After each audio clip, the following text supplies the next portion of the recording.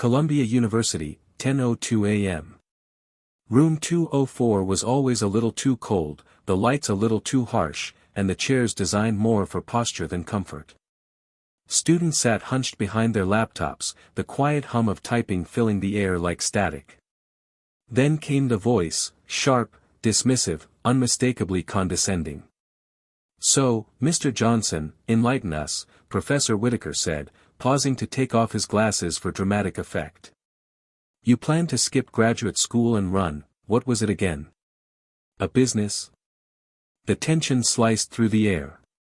All eyes turned to Malik Johnson, a tall, composed young man in a dark hoodie and jeans. His fingers stilled on his keyboard.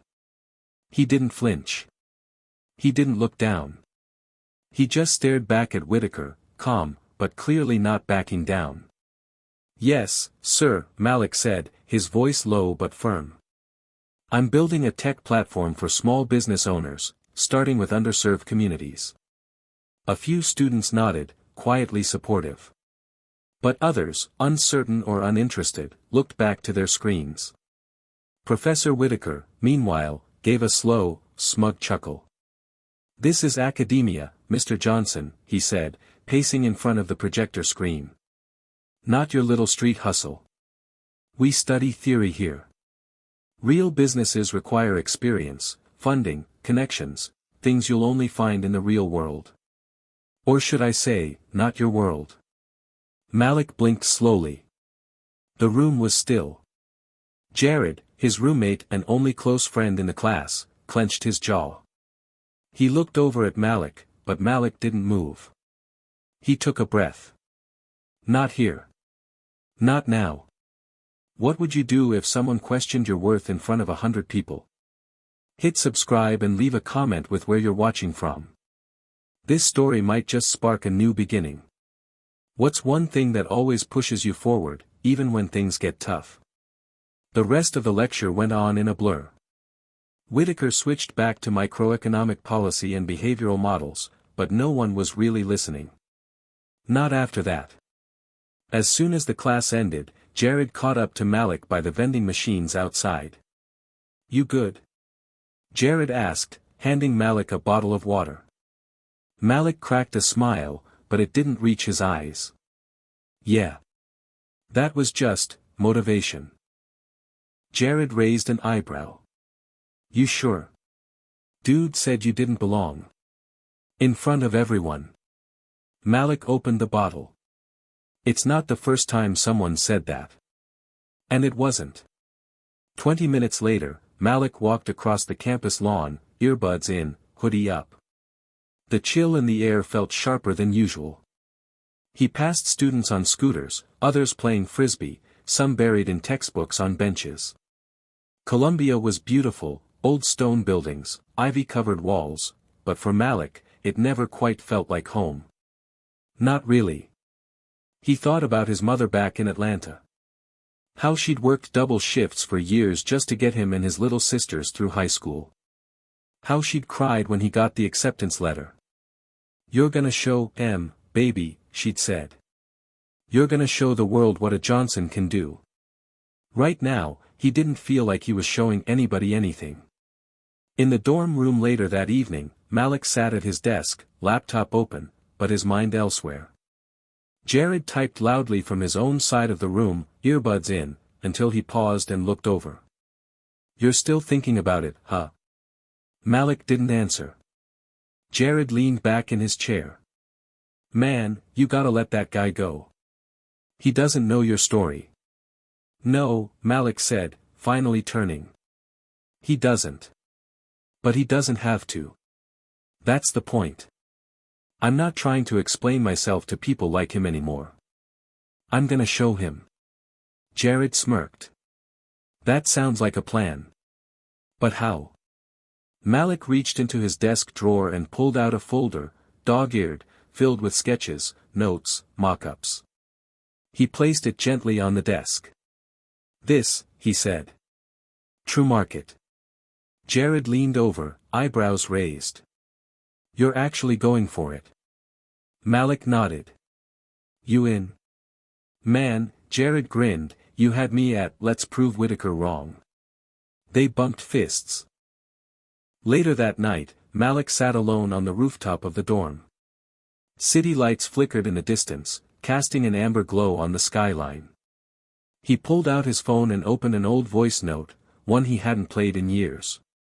Dad, if you ever doubt yourself, son, remember, every great man was underestimated before he was respected. Stay focused. Build. Be better. Be undeniable. Malik closed his eyes and let the words settle in his chest. Undeniable. The next day, he was back in room 204. Malik took the same seat near the front, not hiding, not fading into the back. Professor Whitaker entered as usual, carrying a stack of notes and opinions no one asked for. But this time, Malik had something else in his backpack, a pitch deck. He wasn't just a student anymore. He was building something real. The game had changed. The underdog had stood up. And no one, not even Professor Whitaker, saw what was coming next. Hit subscribe and leave a comment with where you're watching from. This story might just spark a new beginning. What's one thing that always pushes you forward, even when things get tough? The first time Malik ever touched a computer, he was 8 years old. It wasn't at school. It wasn't in a well-funded after-school program. It was in the back room of his aunt's hair salon in southwest Atlanta, where an old Dell desktop sat collecting dust under a plastic cover next to a broken vending machine. He remembered that summer like it was yesterday. His mother, Tasha Johnson, was working 2 jobs, nights at the hospital, mornings cleaning offices. She didn't have time for babysitters, so Malik spent hours watching his aunt braid hair while the smell of hot combs and coconut oil filled the air. But when things were slow, he'd sneak into the back room, fire up that computer, and teach himself everything he could click on. He wasn't gaming. He was exploring. By the time he was 11, he'd figured out basic HTML from online forums. By 13, he was building websites for barbers, food trucks, and local churches. He charged $30 per site and saved every penny. The dream started early, but the doubts came even earlier. Malik went to Booker T. Washington Middle School, a place where most kids didn't talk about college unless it was about basketball scholarships. His teachers either loved him or didn't notice him. One substitute told him he was too smart for his zip code. He hated that. What did that even mean? Did smart kids only come from zip codes with country clubs? Malik's mom taught him better than that. You don't let nobody tell you where your place is, she'd say. God made you with purpose. That don't depend on no zip code. He carried those words with him like armor. In high school, Malik's coding skills leveled up. He started helping other kids apply for FAFSA online, built a tutoring app with a friend that actually got used by teachers, and, most importantly, he launched a small project that changed everything. Code to Create, a weekend coding club for middle schoolers in his neighborhood. He ran it from the basement of a local church, using donated laptops and free Wi-Fi. Every Saturday, kids would pile in, some loud, some shy, all curious. Malik would teach them the basics, how to create a homepage, how to style text, how to make buttons do things. Nothing fancy, but enough to open their eyes. One student, Amara, came every week. Quiet at first. By the end of the semester, she had built a personal website with stories she wrote about her grandmother. She hugged Malik on the last day and said, "When I grow up, I want to be just like you." He never forgot that. When the acceptance letter from Columbia came, his mom screamed. Ran out the front door and waved it, screamed. "I told you," she shouted to the neighbors. "That's my baby. That's Ivy League right there." They celebrated with takeout wings and grape soda in their apartment living room. No fancy dinners. No parties. Just them, his mom, his 2 little sisters, Malik, and a future that finally felt within reach. Malik promised his mom 2 things that night. 1, he would make it count. 2. He would always find a way to give back. Colombia was a whole new world. Suddenly, Malik was surrounded by kids who had private tutors since 5th grade, internships handed to them through uncles in finance, and family names that made professors nod respectfully. He didn't have that. He had grit. He had purpose. And he had Jared. Jared came from a wealthy Chicago suburb, majoring in business with a minor in philosophy.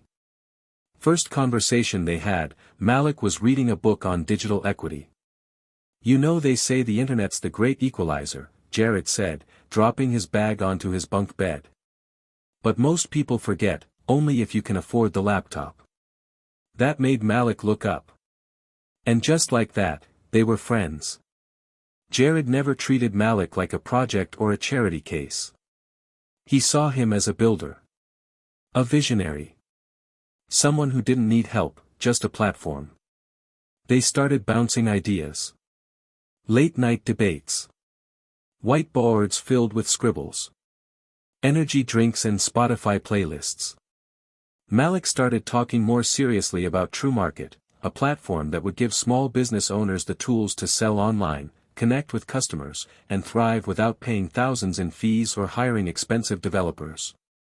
"It's like Shopify," Jared said, "but built for people who'll never hear about Shopify." "Exactly," Malik replied. "This isn't about tech. It's about survival." Whitaker wasn't just a professor. He was a symbol. The gatekeeper. He represented everything Malik had always been told, that you don't belong here. That you're not ready. That success isn't for people like you unless someone gives you permission. The first time Malik shared his business idea in Whitaker's class, the professor didn't even look up from his notes. "Let's stick to the assigned case studies, Mr. Johnson. Your experience may be valuable, in a different setting." Translation: stay in your lane. But Malik had never been good at lanes. It wasn't about proving Whitaker wrong. Not really. It was about the kid in the back of the classroom who stayed quiet when Whitaker mocked him. The one who texted Malik afterward, "Yo man, respect. I got something like that too. Hit me up." It was about his mom, still working doubles in Atlanta, sending voice messages at 5 a.m., "Keep going, baby. I'm praying for you." It was about Amara and every other kid who thought dreaming big was something you did after surviving, not before. And yeah, it was about Malik too. Because deep down, part of him still remembered the scared kid sitting at that old desktop behind the hair salon. He wasn't scared anymore. To understand Professor Daniel Whitaker, you had to go back to 1987. It was a rainy Tuesday in Boston. The kind of rain that made the city smell like wet stone and regret. Back then, he was just Danny Whitaker, a lanky grad student at Harvard, buried in economic theory and dreams of shaping national policy. He was sharp, ambitious, and dead set on becoming the youngest tenured professor in the Ivy League. And he almost did. Until the betrayal. Daniel had a research partner, Jamal Reed, a charismatic black student from Detroit who was just as brilliant, maybe more so.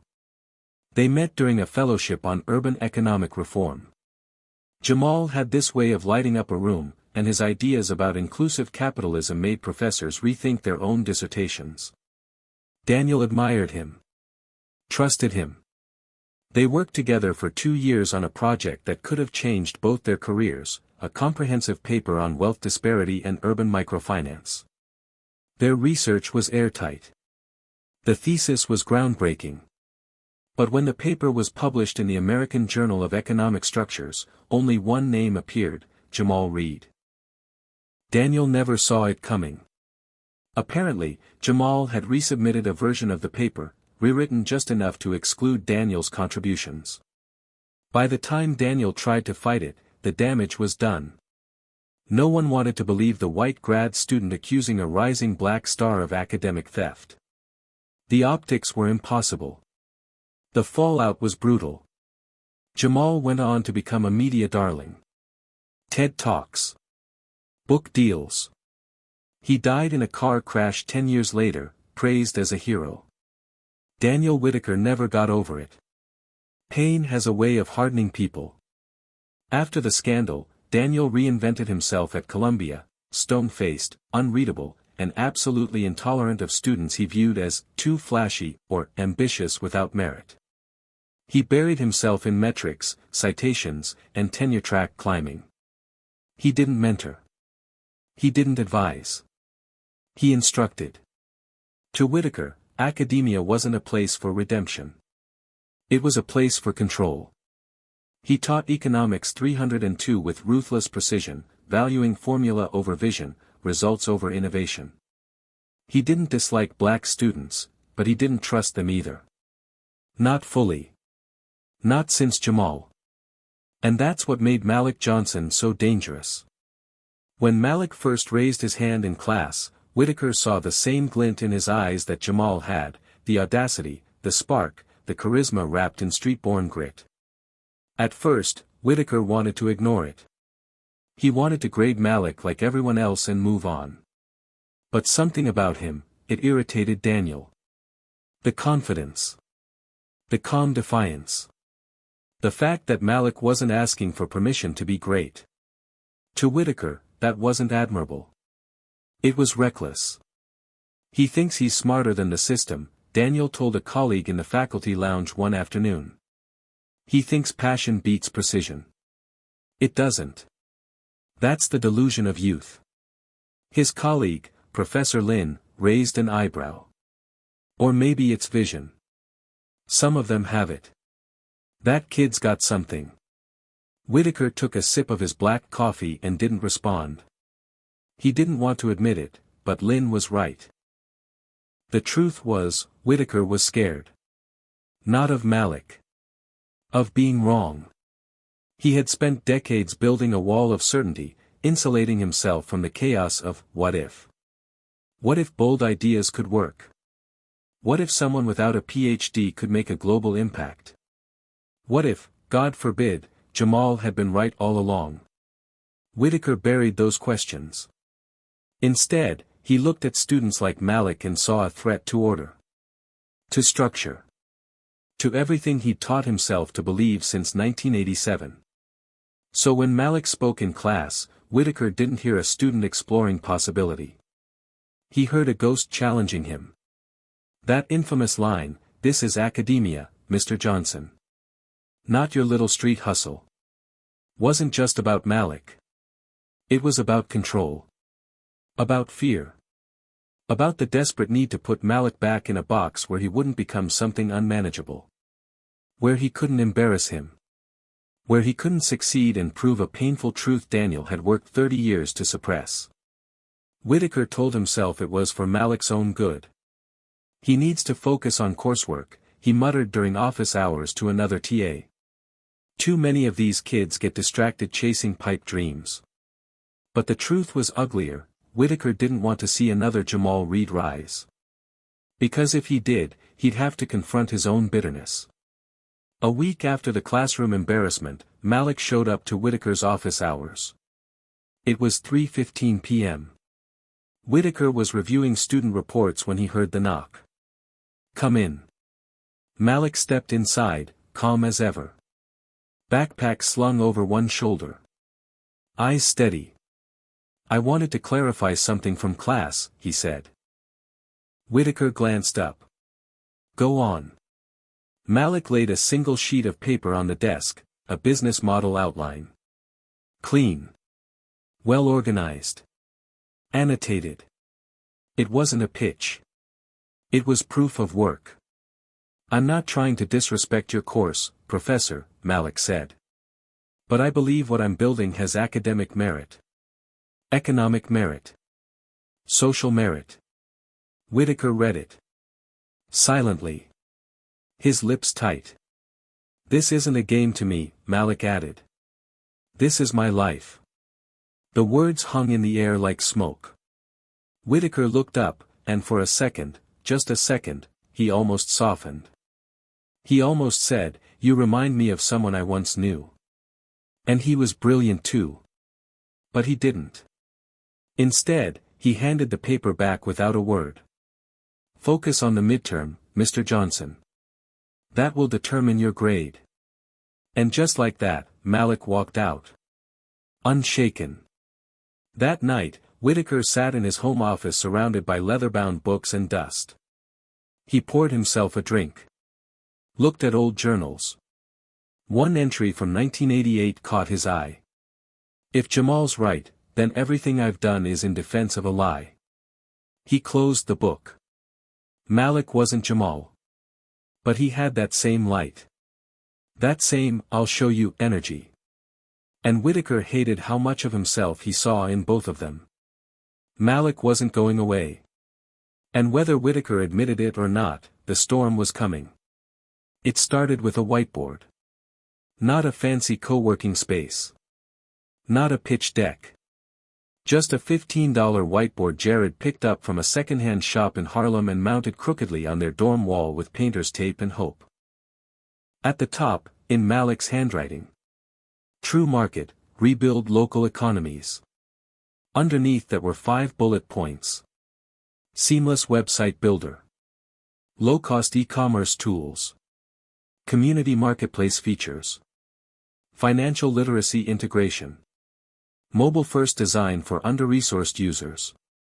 They stared at it for a long time. It's a start, Malik said, chewing the cap of a marker. Not perfect. Jared sat cross-legged on the bed. Doesn't need to be perfect. It needs to be real. Malik nodded. His fingers were already moving across the keyboard, sketching wireframes in Figma, mapping out flows, visualizing something he'd seen in his head for years. It wasn't just code. It was a way out, for thousands like his mom, his aunt, and everyone stuck between the system and the struggle. They started small. Jared tapped a classmate from his data structures course, Priya Mehta, a sharp coder with a sarcastic streak and a soft spot for socially conscious tech. I'm in, she said without hesitation. But don't make me do the front end. I hate colors. They laughed. Next came Luis Ortega, a digital marketing major who knew every Facebook algorithm update like scripture. He'd grown up helping his dad run a taco truck in Queens, and the idea of helping local businesses made something light up in his eyes. 4 people. No money. One mission. True Market was officially alive. But Columbia didn't care. While other students rehearsed case competitions and polished resumes for McKinsey, Malik and his crew were huddled in the library basement at 2 a.m., eating cold pizza and building what everyone else called a nice idea. Even Professor Whitaker, during a lecture on economic scalability, managed to slip in another jab. Ambition is noble, he said, his voice cool and controlled. But without a tested model, you're just wasting time in a very expensive sandbox. Malik didn't react. But Jared leaned over and whispered, sandbox is where people build castles, though. 2 weeks into development, Malik got a text from his mom. Malik, can you call me when you're free? Something happened at Miss Charlene's shop. He called immediately. Charlene, his aunt, the same one with the dusty Dell computer all those years ago, had just been forced to shut down her hair salon. After nearly 2 decades in business, she couldn't keep up with rent and had lost most of her clients during the pandemic. No online presence, his mom explained. She tried Facebook, but nothing really worked. Nobody's walkin' in no more. Malik's jaw clenched. That was it.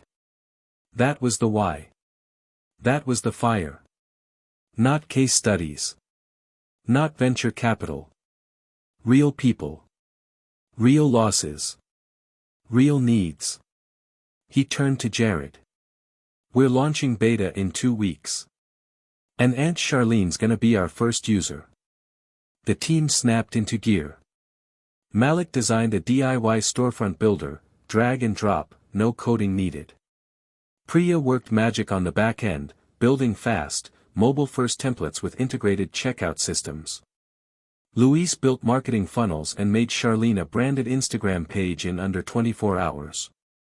Jared handled everything else, legal, logistics, late-night Taco Bell runs. 2 weeks later, CharleneStyles.com went live. Aunt Charlene cried when she saw it. "This looks like Beyoncé's website," she said, wiping her eyes. "You did this for me?" "No," Malik said, "I did this because the world needs to see what you've been building for 20 years. Within a week, she had booked 32 appointments online, more than she had in the last 3 months combined. Charlene posted about the website. So did her clients. And their friends. Within a few days, Malik's inbox exploded. "Can you help my bakery? My uncle has a used book shop, how can he get online? My mom runs a catering business out of our garage. She needs this." Luis created a waitlist. Over 300 names signed up in 3 days. And just like that, TrueMarket wasn't a class project anymore. It was a movement. But with success came problems. The server crashed on day 6. Their payment gateway flagged transactions as suspicious due to location inconsistencies. Some clients struggled to upload inventory, no laptops, just phones with cracked screens and bad Wi-Fi. "This isn't Silicon Valley," Priya said, frustrated. "This is real-world friction." But Malik didn't panic. He adapted. He designed a text-to-store feature. Business owners could send photos and product info via text message, and TrueMarket's system would auto-generate a store for them. It wasn't elegant. But it worked. That night, after they fixed the servers and processed the backlog, Jared looked at Malik and said, "You realize we're doing this, right? Like, we're actually doing it." Malik didn't say anything. He just smiled, and erased the whiteboard. Then he wrote in bold black letters. "Be undeniable." Unbeknownst to Malik, someone had been paying attention. Professor Whitaker had heard about the site. Quietly. Through whispers in the faculty lounge. A janitor in his building mentioned his daughter booked a hair appointment online now, some new platform called TrueMarket or something. Real clean looking. Whitaker said nothing at first. But one night, curiosity got the better of him. He pulled up TrueMarket's landing page. Simple. Smart. Clearly designed with intention. He clicked through Charlene's store. Read a few other listings. Notice the way the interface adapted to low bandwidth users. The testimonials. The tone. It wasn't amateur. It was disruptive. He closed the tab quickly, feeling a strange knot in his stomach. Was it pride? Was it fear? He didn't know. But he knew one thing. Malik Johnson was no longer just a student. He was a threat to the system. And possibly, its future. The email arrived at 8:17 a.m. Subject, Student Venture Review Committee, Presentation Confirmation. From, Columbia Entrepreneurship Center. To, Malik Johnson. Dear Mr. Johnson. You are scheduled to present your business concept, TrueMarket, to the Student Venture Review Committee this Friday at 3:30 p.m. in Hamilton Hall, room 502. You will have 15 minutes to present, followed by a 10-minute Q&A with the panel. Panel members. Dr. Ellen Cho, Chair. Professor Richard Hallberg. Professor Daniel Whitaker. Michelle Taylor, Alumna, CEO, Market Pilot Ventures. Please bring a working demo, executive summary, and presentation materials. Regards. Columbia Entrepreneurship Center. Malik stared at the screen, heart thudding. He reread the last name, Professor Daniel Whitaker. Of course, he muttered. The team gathered that night in the dorm study lounge, transforming the space into what Jared called the war room. Malik paced as Jared prepped the slides. Priya double-checked the back-end systems while Luis ran through pitch transitions and live product walkthroughs. Everyone was on edge. They're not just gonna poke holes, Priya warned. They're gonna go for your throat. Luis nodded. Especially Whitaker. Man probably drinks startup blood for breakfast. Malik took a deep breath. Good. Let them try. He turned to the whiteboard and wrote in thick, black letters. Don't defend. Prove.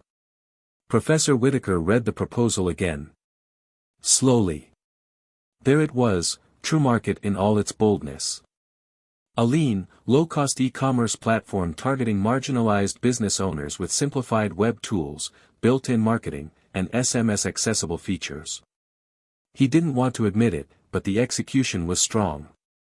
The model had legs.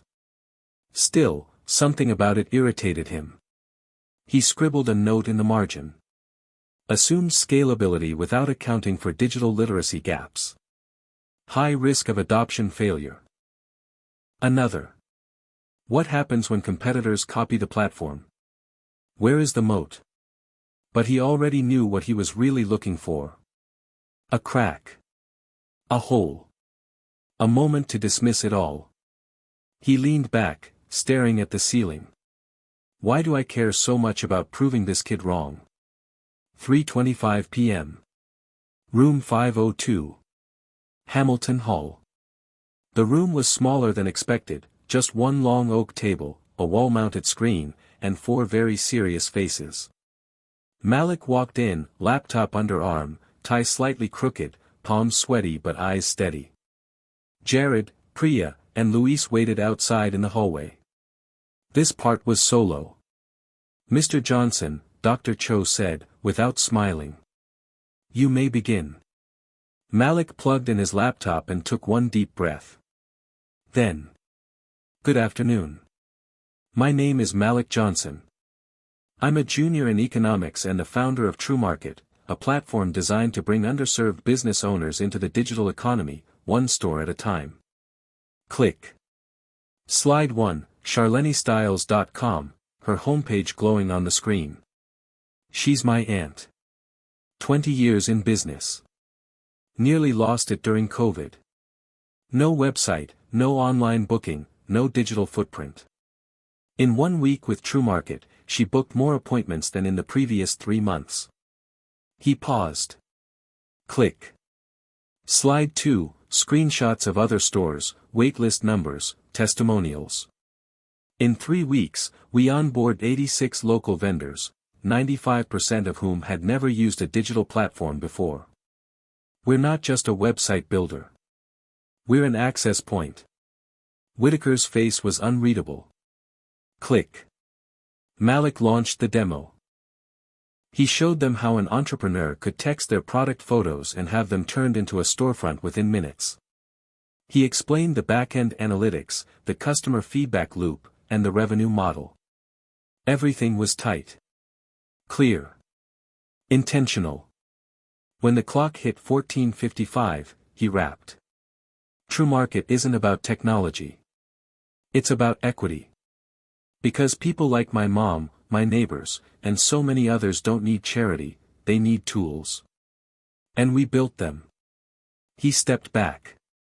Silence. Dr. Cho adjusted her glasses. Impressive traction. How do you plan to scale this without burning out your team or losing quality? Malik nodded. Automated onboarding is next.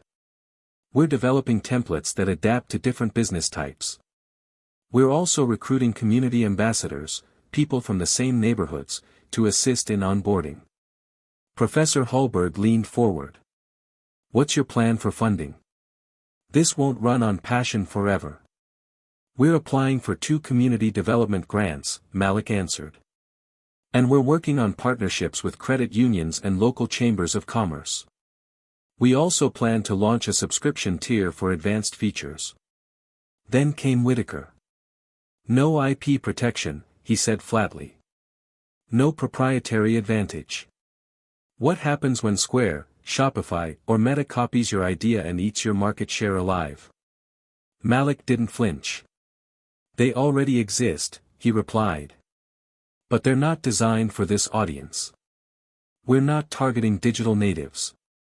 We're targeting people left behind by platforms too complex, too expensive, or too disconnected to care. Whitaker raised an eyebrow. So your edge is empathy. Our edge is understanding. And nobody can copy that. For the first time, something flickered in Whitaker's expression. He leaned back. Quiet. The panel thanked him. Malik packed up his laptop and walked out, not knowing what to feel.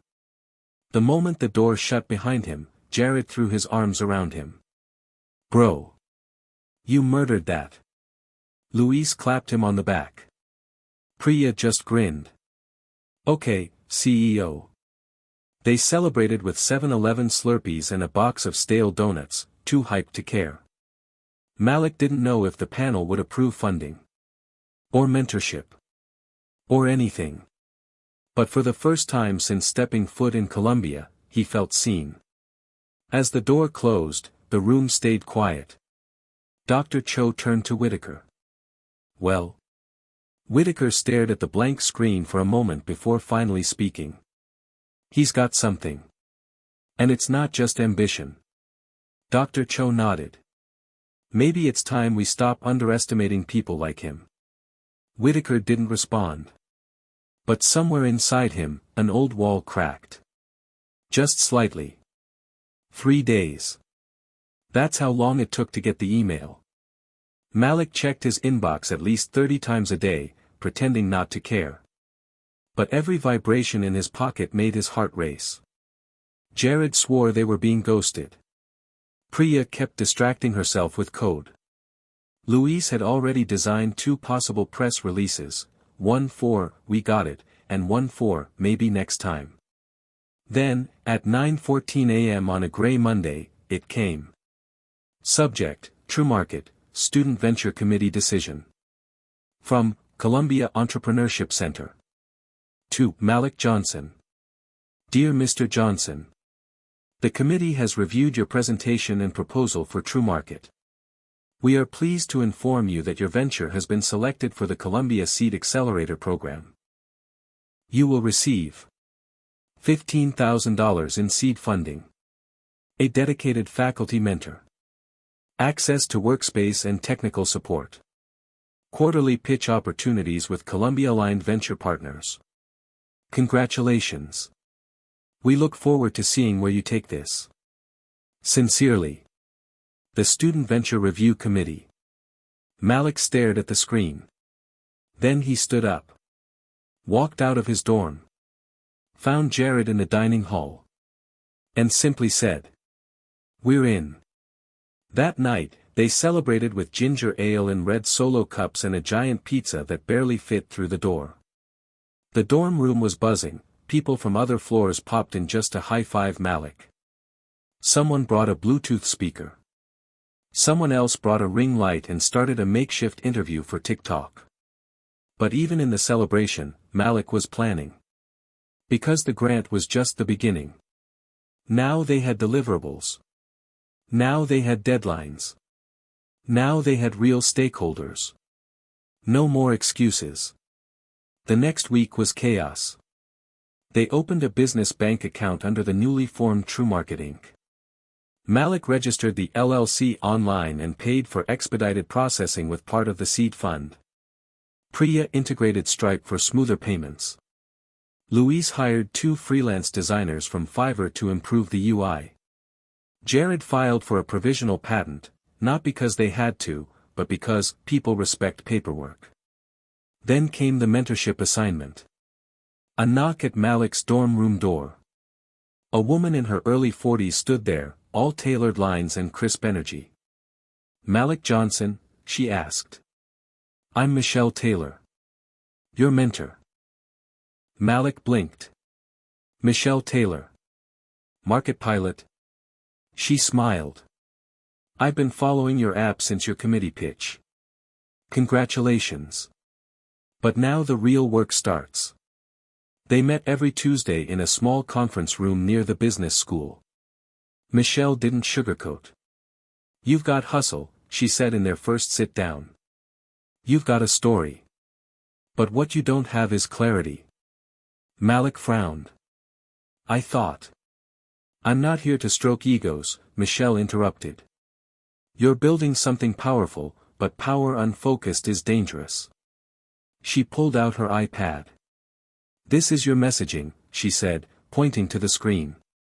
"You talk about community, about inclusion. Good. Now tell me, what's your path to revenue that makes this sustainable in 12 months? Malik hesitated. Tiered services. Ads. Maybe some government funding. Michelle held up a hand. Start over. She made him start again. And again. And again. By the end of the meeting, his shirt was damp with sweat, but his pitch was sharper than ever. Better, Michelle said, standing. Same time next week. And do yourself a favor, build out your competitor map.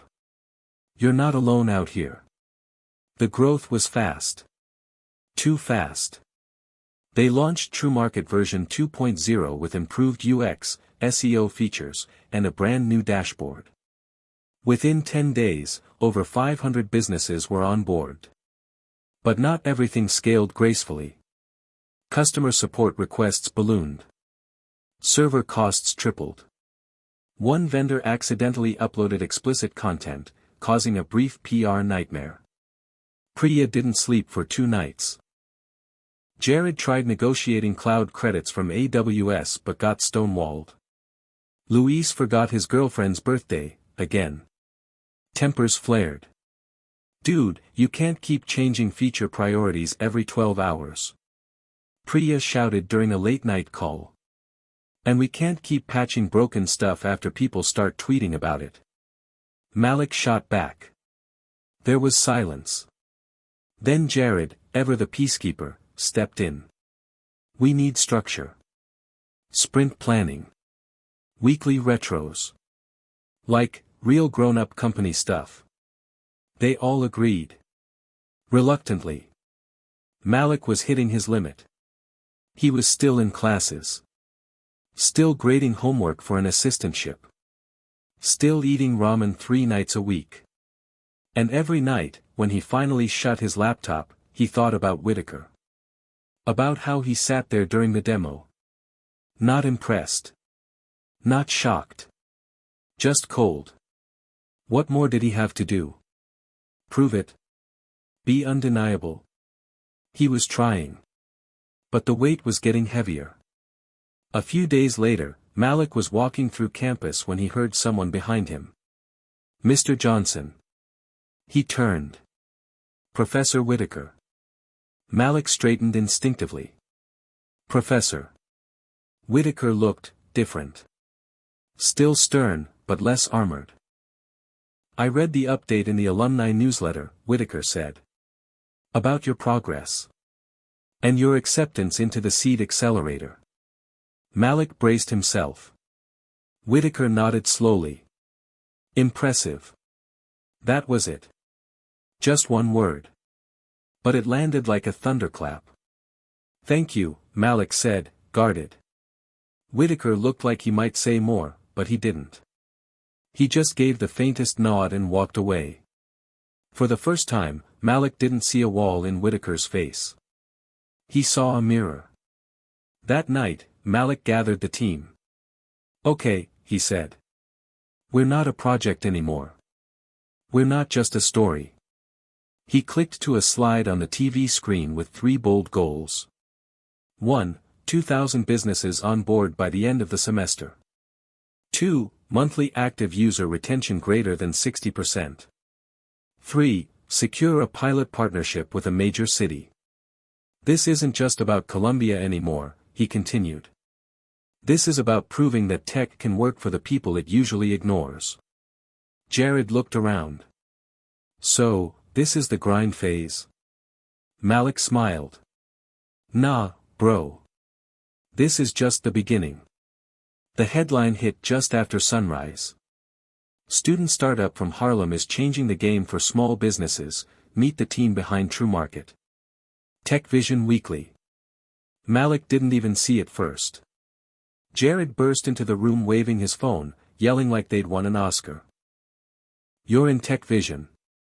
You made the homepage, man. That's like Silicon Valley level validation. Malik blinked blearily, still half asleep, then grabbed the phone. There it was, his photo, the team's logo, quotes from Charlene and 3 other vendors. The journalist had even included a screenshot of the SMS store builder, calling it ingenious in its simplicity. By noon, their inboxes were full. VCs, reporters, nonprofits, even city officials. Everyone suddenly wanted a piece of TrueMarket. 2 days later, Malik was invited to speak at a panel at the Columbia Innovation Forum. Luis was interviewed on a local podcast. Priya was approached by a senior engineer from Shopify who called her back-end framework absurdly clean.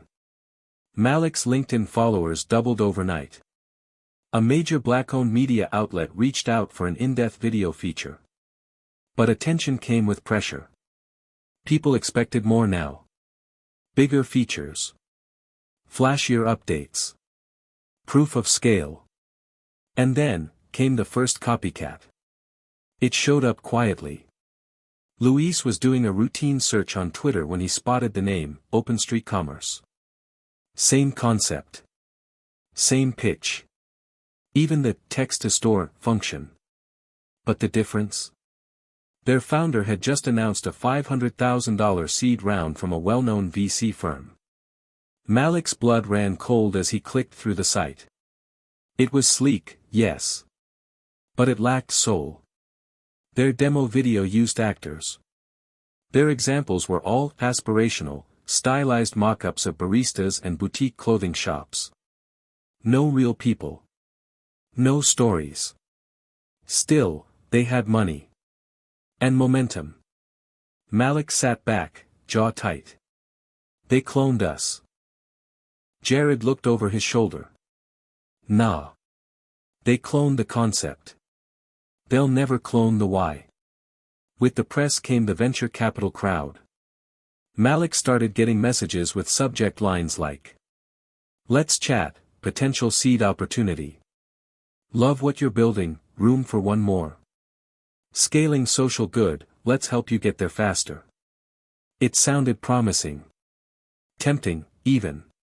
One email stood out, Evolve Capital, a mid-sized firm known for investing in early-stage tech with social potential. Their managing partner, a guy named Trent Keller, requested a meeting. Michelle, their mentor, warned him before he went in. These guys are sharks in Patagonia vests. Know what you're asking for, and what you're giving up. Malik nodded. But he still took the meeting. Evolve Capital's offices sat on the 41st floor of a downtown Manhattan building that felt like it had air conditioning from the future. Everything was glass and matte black and silence. Trent was slick, charming, and disturbingly enthusiastic. "I love the vision, Malik," he said. "Community first, bottom-up platforms. Hot right now. You're solving a real need, frictionless access for underrepresented entrepreneurs." He sipped his cold brew. "Here's my offer, $350,000 for 15%. Fast track to our portfolio network. You'd be the only minority-owned platform in our accelerator." Malik didn't answer right away. It was the kind of number that could stabilize everything, servers, staff, even office space. Maybe even pay Priya and Luis properly instead of feeding them ramen and promises. But something in Trent's smile felt too polished. Too interested in the optics. "Give me 48 hours, Malik said, standing. Trent nodded. "Fair. But in this space. Move fast or get moved past." That night, a tweet went viral. "TrueMarket's cool and all, but where were these tools 5 years ago when we needed them? Now it's just another Columbia kid getting VC money off our struggle." 10,000 likes. The quote tweets were worse. "If he's from Harlem, why is he pitching in Midtown and not on 125th? Another black founder about to sell out. Watch." Malik read every comment. Some from people he didn't know. Some from people who knew him growing up. It cut deep. Jared tried to lighten the mood. "Dude, troll's gonna troll. That just means you're big enough to matter now. But Malik wasn't laughing. Because this wasn't trolling. This was pain disguised as criticism. It made him question everything. That night, his mom called. "You okay, baby?" she asked. "I saw the thing online." He sighed. "It's getting ugly, Ma. People think I'm a sellout for taking meetings. For building something here instead of back home." "Malik," she said gently, "you've been building for us since you were 13. Since you fixed Miss Charlene's computer. Since you helped Auntie Liza with her taxes. Don't you let anybody make you forget who you are." He didn't speak for a moment. Then. "They offered me money, Ma. Real money. But I don't know if it's for us or for their portfolio." His mom didn't hesitate. "Ask yourself this, would they still offer it if your face wasn't black and your story wasn't sad?" Silence. "And then ask yourself, do you need them, or do you just need you?" The next day, Malik met with the team. He laid everything out, the offer, the backlash, the growth, the copycats, the pressure. "We're standing on a cliff," he said. "One move and we scale. Another, and we lose control of everything we built." Jared leaned in. "So what do we do?" Malik pulled out a fresh whiteboard. Wrote one word on it. "Truth." "We keep building," he said. "But we do it our way. With our people. At our speed." Priya nodded. "And when we raise money, it's on our terms." Luis smirked. "So no Patagonia vests at board meetings?" Malik grinned. "Only hoodies. Maybe a fitted." 3 days later, they politely declined Evolve Capital's offer. Instead, they partnered with Harlem Capital, a black-owned VC firm with community roots and a mission that aligned with theirs. The deal was smaller, $100,000 for 8%, but it felt right. Not charity. Not exploitation. Respect. Professor Whitaker stood alone outside Hamilton Hall, reading the news on his phone. TrueMarket rejects major VC deal, chooses community over capital. He didn't smile. But he did whisper, almost to himself. "Smart move, Johnson. I think I need a break." The words hung in the air like smoke. They came from Priya, eyes rimmed red, fingers nervously wrapped around a lukewarm chai latte. It was midnight, and the team had been sitting in the WeWork lounge for hours, staring at a product roadmap that kept shifting faster than anyone could keep up. Malik looked up, stunned. "A break?" Priya nodded. "I haven't slept more than 3 hours a night in a month. I missed my sister's engagement party. My parents are asking if I even go to Colombia anymore." Jared opened his mouth to speak, then shut it again. Luis looked away. And for the first time since this all began, Malik didn't have an answer. TrueMarket was growing, fast. After turning down Evolve Capital and aligning with Harlem Capital, they launched a national beta across 4 U.S. cities, Atlanta, Detroit, Oakland, and Houston. The numbers were wild. 200+ businesses on board. Monthly traffic hitting 120K users. TrueMarket trending on Reddit's r/startups and r/black-owned business. SMS-based sales hitting $45,000 in transaction volume per week. But all that growth came at a cost. Priya was glued to her laptop, buried under bug reports and server crashes. Luis was drowning in design demands. Jared was juggling PR, finance, legal, and investor updates like he was 3 people. Malik, meanwhile, was the face of it all, expected to speak, pitch, inspire, lead. Every moment felt like sprinting on a treadmill set 1 notch too fast. Something had to give. It started small. Missed stand-ups.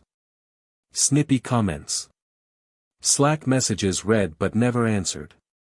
Then came the argument. Luis had pushed a new interface update without consulting Priya. It broke the backend for over 800 vendors. Orders stalled. Refunds piled up. Are you serious? Priya snapped. You didn't even test it in staging. Luis threw his hands up. Because you never respond. You're a black hole lately. I'm drowning, Luis, she shouted back. And no one even notices. Malik stepped in too late.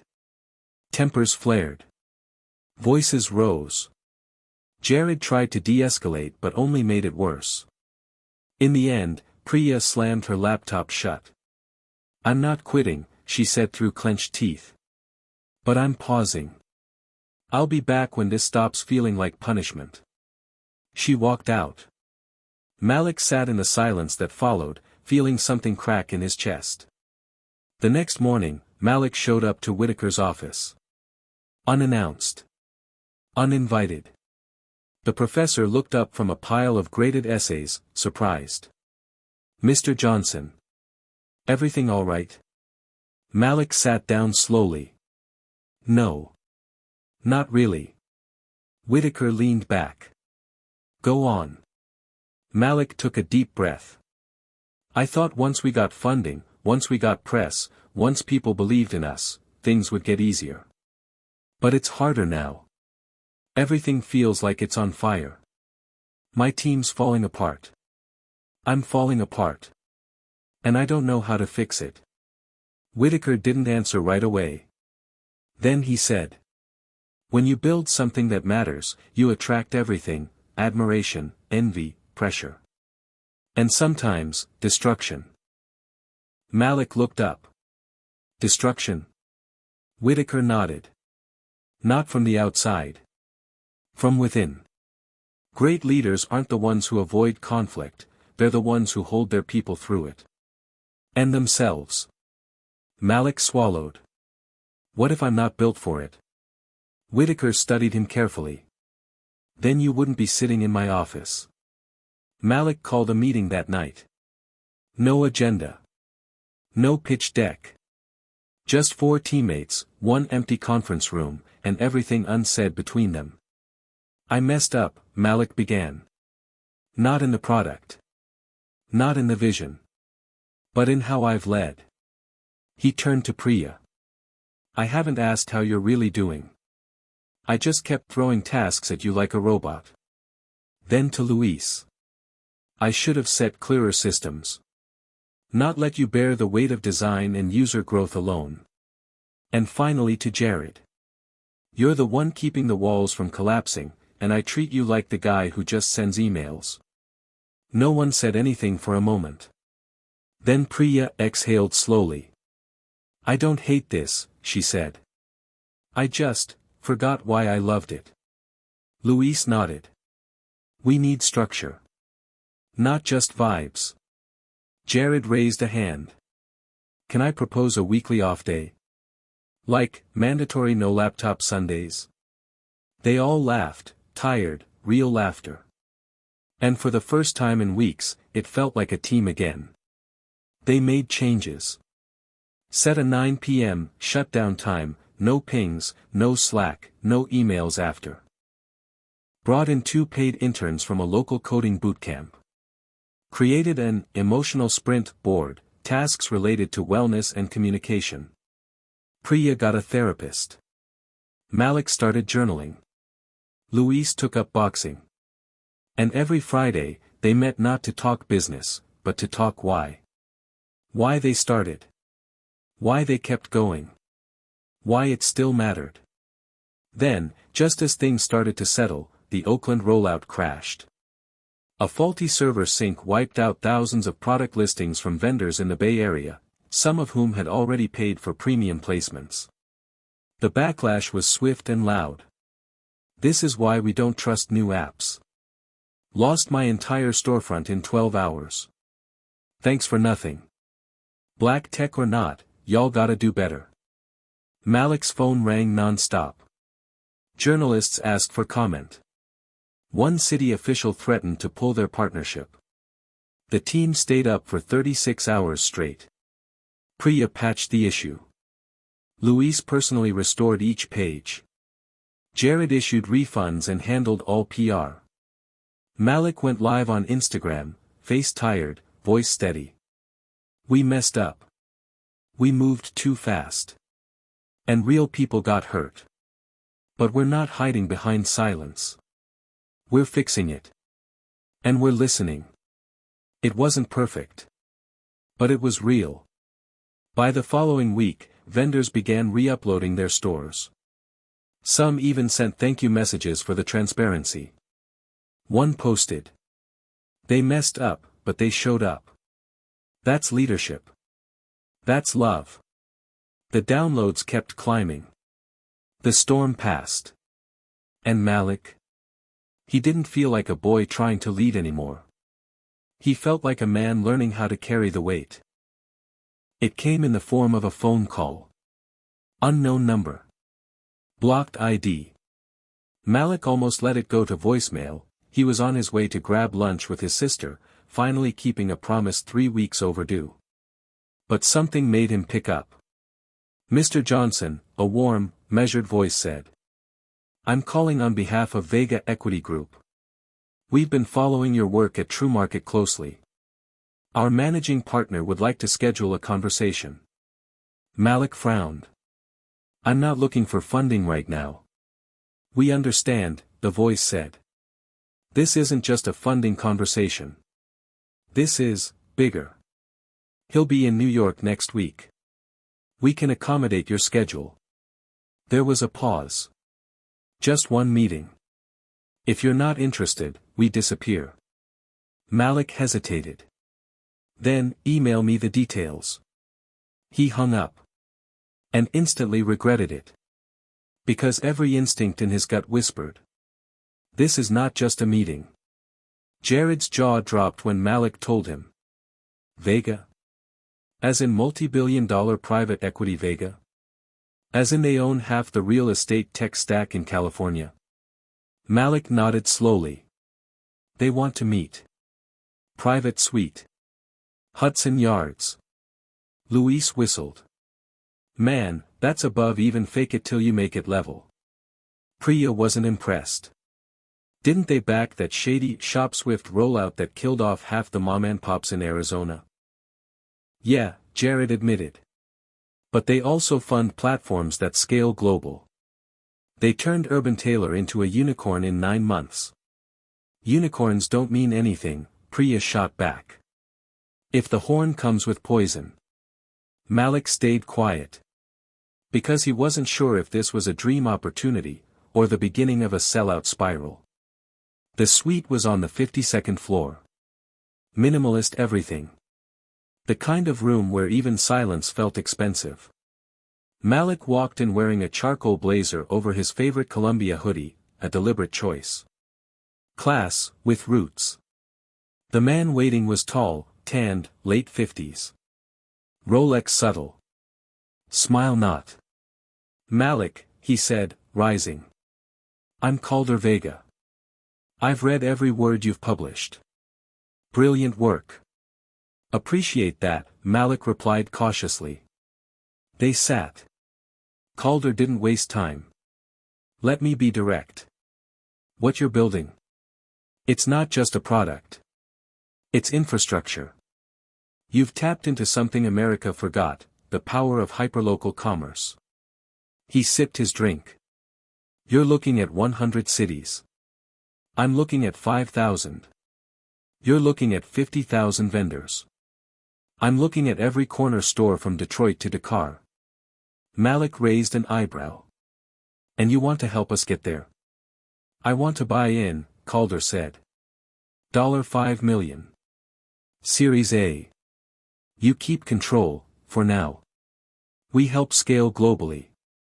Engineering teams, full-stack security, legal, city partnerships. You get to skip the headaches. And the cost? Calder smiled, slow and practiced.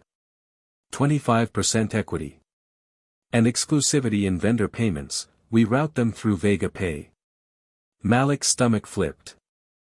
Vega Pay. A proprietary payment system with a sketchy rep, fees, lock-ins, little transparency. That would cut out a lot of the partners we've built relationships with, Malik said. And replace them with a system that works 10x better. Cleaner. Faster. More profitable. He slid a sleek folder across the table. Think about it. We don't just want to invest in TrueMarket. We want to own the rails you're building, and make you rich enough to build 10 more. Back in the office, Malik laid it all out. The offer. The number. The condition. Jared couldn't even sit down. 5 million. That's a Series A dream. We could hire 20 engineers. Expand internationally. Priya looked pale. We'd have to use Vega Pay. That's a deal breaker for the small guys. They don't trust that system. It's opaque on purpose. Luis asked, do we even know who we become if we go that route? Malik said nothing. Because deep down, he did know. They'd become scalable, powerful, but no longer the platform for the people. That night, Malik walked through his old block in Harlem. He stopped by one of TrueMarket's earliest vendors, Jenkins Family Grocery, a corner store that had been open for 30 years. Mrs. Jenkins waved from behind the counter. You still working, baby? Malik smiled. Trying. She handed him a grape soda. You still helping little shops like us? Malik hesitated. Then nodded. That's the idea. You always had a good heart, she said. Don't lose it now that you're some kind of computer wizard. That stuck. Not because she was right. But because he almost had. They held a closed-door vote the next day. Jared wanted to take the deal. He argued the future needed capital, not caution. Priya said no, if they became just another system squeezing the people they'd sworn to help, they'd lose their soul. Luis abstained. If we say yes, we become fast. If we say no, we stay right. I'm torn. Malik stood in front of the whiteboard where they'd once written "Truth" in big black letters. He looked at his friends. His co-founders. His family. And said, we say no. Calder Vega didn't respond with anger. Just silence. The deal disappeared. So did the press offers. Some blogs speculated TrueMarket had lost its momentum. A few even published think pieces titled, Is TrueMarket just another feel-good story without a plan? But Malik didn't care. Because a week later, they got something better. A call from a city in Kenya. They'd heard about TrueMarket's impact from a Colombia alum. Wanted to pilot it with actual informal vendors in Nairobi. No strings. No Vega Pay. Just real need. And real opportunity. Malik looked out the window of the Columbia Library, his last semester winding down. Behind him, a small team of new interns were working on localization code. Priya walked in, fresh from her wellness retreat, eyes bright. Luis had just finalized new designs for international UX. Jared was negotiating airtime on a Kenyan business podcast. Malik smiled to himself. They hadn't sold out. They'd built in. From Harlem to Nairobi, they were building a movement. And it wasn't about money anymore. It was about meaning. The plane touched down in Nairobi under the blazing African sun, a far cry from the familiar skyline of New York or the corporate buildings in San Francisco. Malik stood at the window of the small, bustling airport, the horizon stretching wide and untamed before him. This wasn't the land of venture capitalists or billion-dollar buyouts. This was something else, a chance to bring TrueMarket to a place where people didn't just need the tech, they needed it to survive. We made it, Malik said, as he turned to the team, standing shoulder to shoulder with Priya, Luis, and Jared. They'd come this far, and now, they had to prove their worth. Priya glanced out at the colorful chaos of the airport, where people hurried past, children clutched by their mothers, vendors selling everything from fruit to handmade jewelry. It's different. But in a good way. Luis, as always, looked at the surroundings with a designer's eye. There's a different kind of energy here. It's raw, but it feels like potential. Jared was already checking his phone, reading through emails and messages. All right, we've got a meeting with the local startup incubator first. After that, we meet the vendors in Kibra. Malik nodded. Let's keep the focus. Our mission is simple, true empowerment for small businesses. Let's not forget that. But Malik couldn't shake off the feeling that this was the beginning of something bigger, something that would require more than just vision. It would take humility, patience, and a different type of innovation to make it work. The startup incubator in Nairobi was housed in a sleek, modern building filled with a sharp contrast to the chaos outside. Entrepreneurs and tech innovators, many young like them, milled around with their laptops, discussing projects, some of them dreaming of the next big thing. Malik, Priya, Luis, and Jared walked into the conference room, where they were greeted by Mumbai, a passionate woman in her early 30s, dressed in vibrant colors and carrying a clipboard that looked as though it had been through a few rounds of heavy use. Welcome to Kenya, she greeted them warmly, shaking Malik's hand. I've heard a lot about True Market. You're going to love working here. Thanks for having us, Malik replied, smiling. We're excited to see what we can build together. Mumbai led them through the meeting, where they discussed the challenges small businesses faced in the region: unstable electricity, inconsistent internet, and, perhaps most critically, limited access to secure digital payment methods. TrueMarket's model could be a solution, but the barriers they'd face wouldn't be technological, they'd be cultural, economic, and, in some ways, personal. How do you ensure people here will trust your platform? Mumbai asked, flipping through some local market data. Many small business owners still prefer to deal in cash. Digital payments are hard to convince. Malik took a deep breath. That's something we've learned to navigate back home. People fear what they don't understand. But if we focus on making the transition as simple as possible, like using SMS to facilitate transactions, we think we can bridge that gap. Priya added, and it's about creating relationships. We've seen that trust is built, not bought. Vendors here need to know they can depend on us. Mumbai smiled, nodding slowly. Trust is everything here. I like your approach. Let's see how you can build on that. The team drove out of the city and into Kibra, one of the largest informal settlements in Nairobi, home to thousands of small businesses. The streets were alive with people, children playing, vendors calling out their goods, men and women haggling over prices. Malik's stomach tightened as they approached a small group of store owners who were waiting for them at a community center. This was no slick office with investors and cash flow charts. This was raw. This was real. They sat down with the owners, who spoke in Swahili, and through a translator, Malik began his pitch. We're here because we believe in you, he said, speaking slowly, making sure the translator echoed his words with care. You don't need to depend on middlemen or unfair fees. With TrueMarket, you can grow your business, sell directly to customers, and get paid securely, all through a system that's simple and easy to use. One of the vendors, a woman named Amina, raised her hand. What makes your system any different from the others? The ones that promise and then disappear. Malik felt a pang of doubt, but he knew this was the moment to earn their trust. I understand why you'd feel that way. And you should be cautious. But we've been working with small businesses in the US for over a year, and our success has always been based on you, the vendors, having complete control. We're here for the long haul.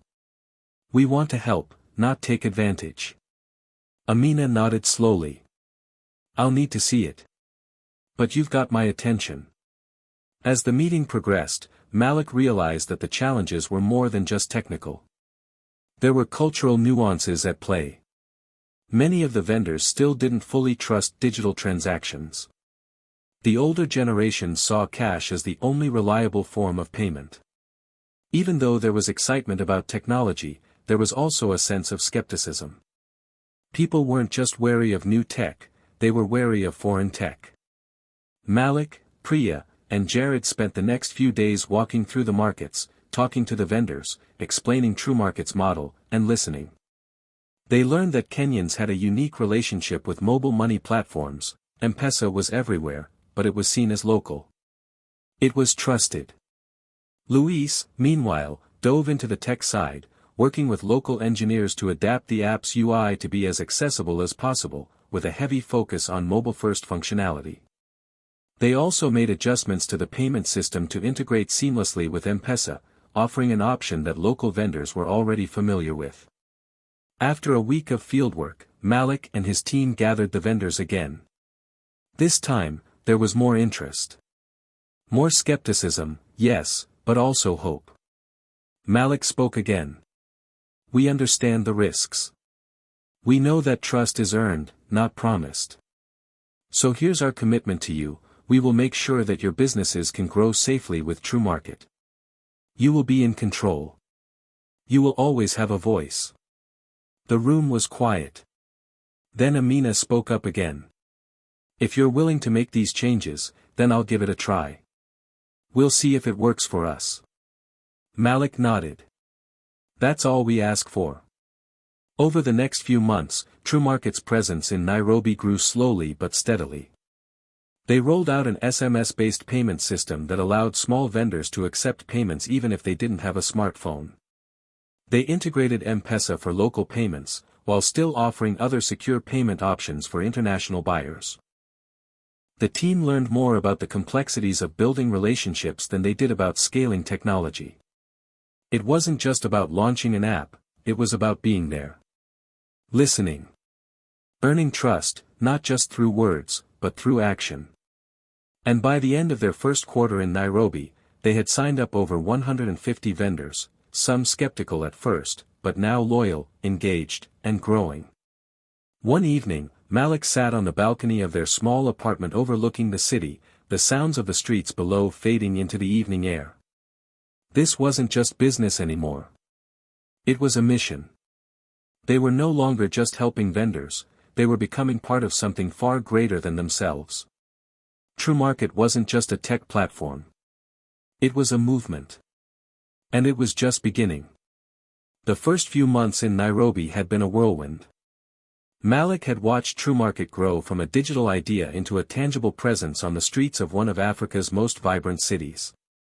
The local vendors were excited, some were thriving, their businesses expanding, while others were still cautious, waiting to see if TrueMarket could truly be a long-term solution. But as the days wore on, a new kind of pressure began to build. The question that hung over everything was no longer about if they could scale, it was about how far they should go. Malik sat at his desk in the modest Nairobi office, his mind racing as he stared at the data on his laptop. The numbers were promising. The vendors who had embraced TrueMarket were increasing their sales by an average of 15 to 20% per month. They had signed up another 50 businesses in just 2 weeks. The press coverage was positive, with major Kenyan outlets picking up stories about TrueMarket's success in empowering local small businesses. But the email that had just popped up on his screen was a cold reminder that things were far from easy.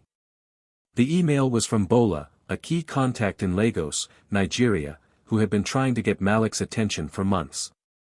Malik, we've been monitoring TrueMarket's growth in Nairobi. We believe the time is right to bring you to Nigeria. The market potential here is massive, and with your platform, we believe we can lead the way for Africa's small businesses.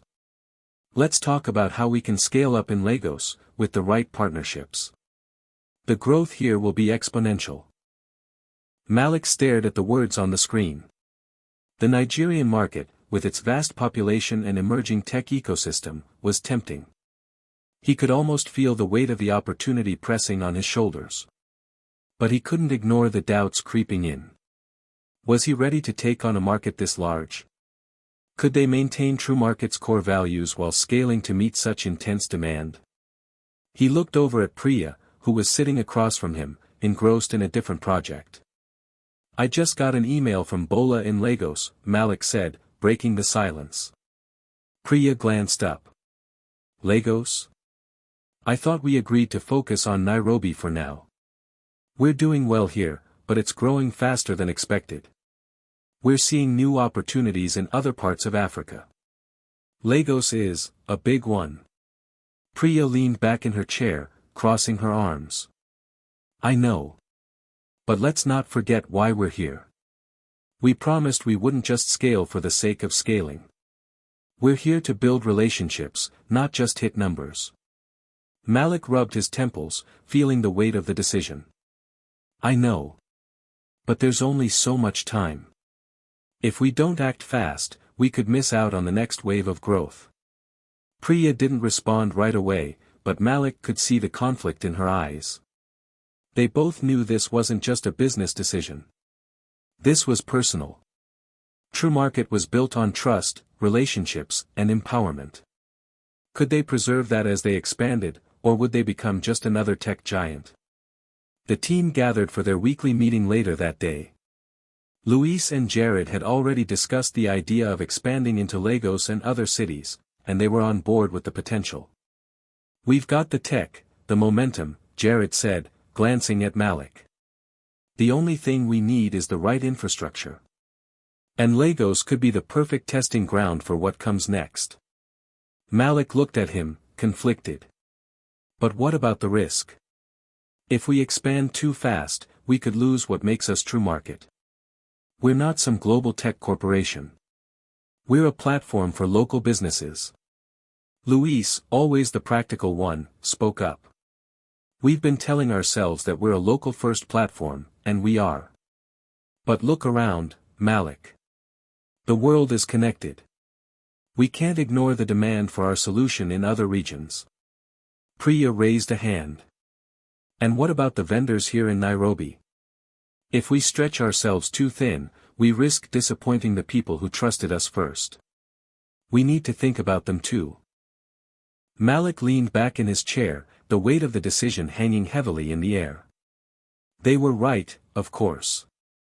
The success they had experienced in Nairobi was because of the strong relationships they had built with the vendors. But Lagos? Lagos was an entire continent's worth of opportunities. A market that could push TrueMarket into a global presence, or break it altogether. After a long silence, Malik finally spoke. We can't just rush into this. Lagos, Nairobi, and wherever we go next, they all need to feel like TrueMarket. We have to keep our values at the center. I won't let us become just another corporation that scales for the sake of scaling. Jared, ever the optimist, nodded. Of course. But we need a strategy, Malik. A slow expansion might sound great on paper, but opportunities are slipping away fast. Malik took a deep breath. I hear you. I know. But we have to tread carefully. We're not here to be everywhere, we're here to be right for the people we serve. The minute we lose sight of that, we fail. As the discussions continued, a surprising new opportunity arose.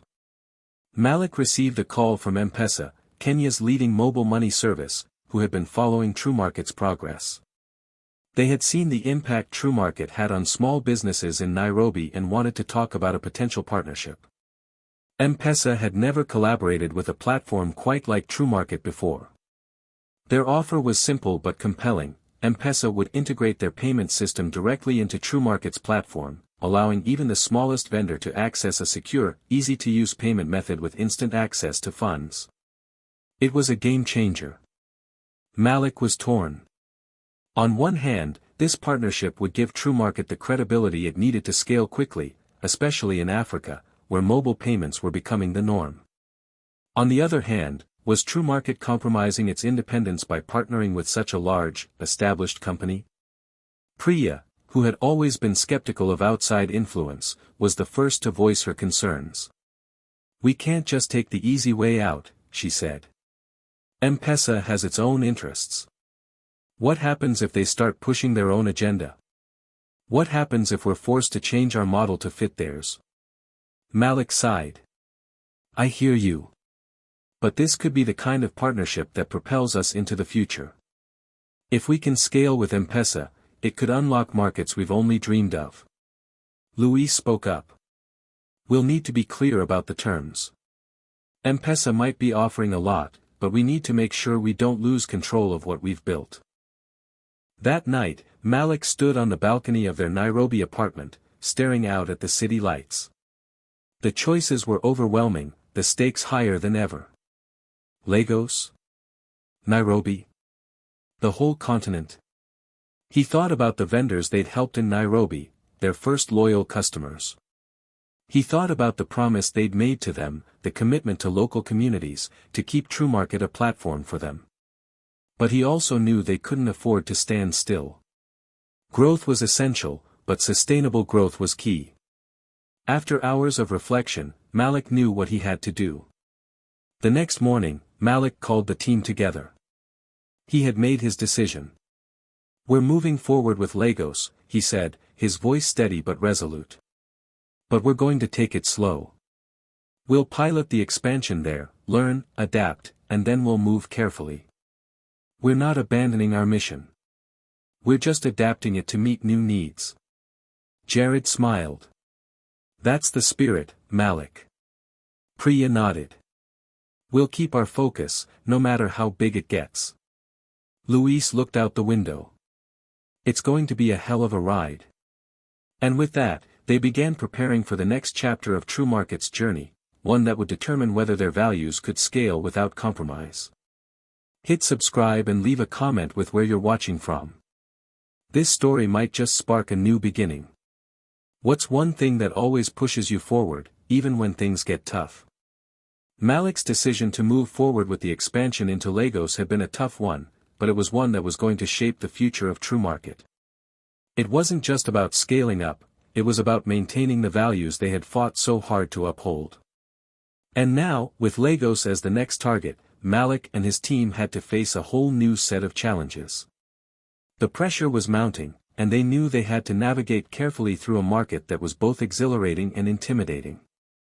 The flight from Nairobi to Lagos had been long, but the moment they touched down, the electric energy of the city was palpable.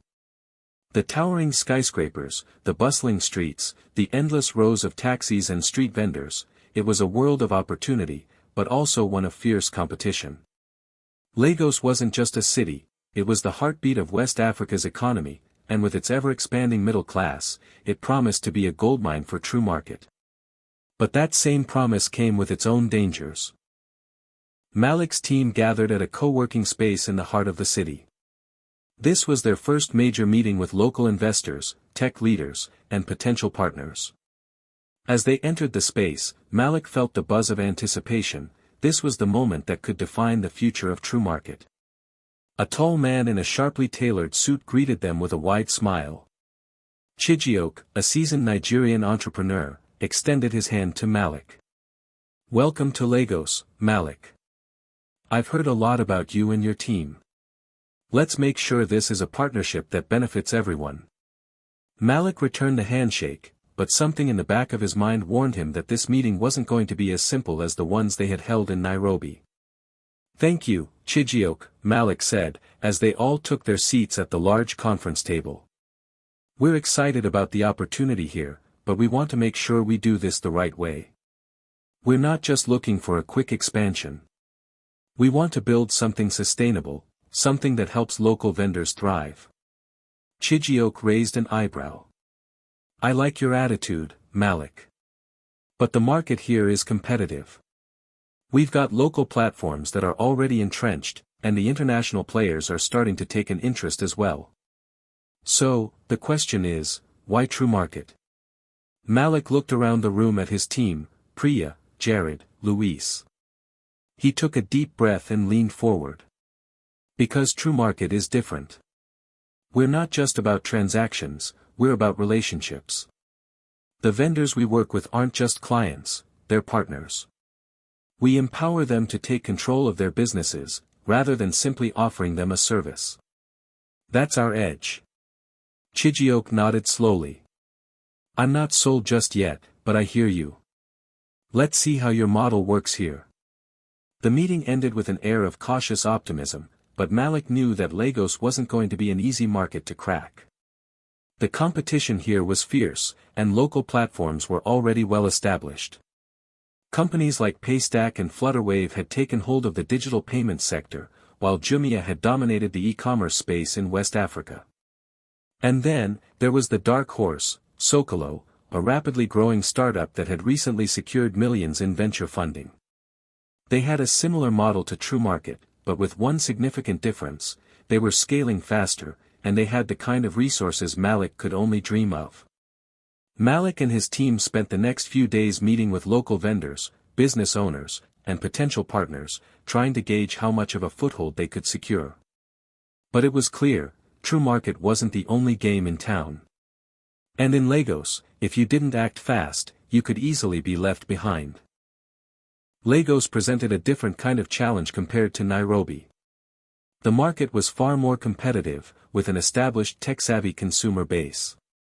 But there was something else that Malik and the team had to grapple with: the cultural differences. In Nairobi, TrueMarket had been a bridge between small vendors and modern business practices, helping people who were ready to embrace digital technology. But in Lagos, it was different. There was a higher level of digital literacy, but the market was much more fast-paced. Lagosians were accustomed to the hustle, to quick decisions, and sometimes, to taking risks. TrueMarket wasn't just trying to introduce new technology, it was trying to find its place in a culture where businesses were constantly adapting, changing, and shifting focus. It was no longer about just educating vendors on how to use the platform. They had to convince them that TrueMarket could offer more value than what they already knew. It wasn't just about technology, it was about trust. Could they win the trust of vendors in Lagos, who were already skeptical of foreign platforms? After a week of meetings and no clear path forward, Malik began to feel the weight of the situation. The pressure to succeed in Lagos was enormous. They had already invested a lot in the local infrastructure, working with local engineers to adapt TrueMarket's platform to cater to the needs of Nigerian users. But it wasn't enough. They needed something more. Then, one evening, Priya had an idea.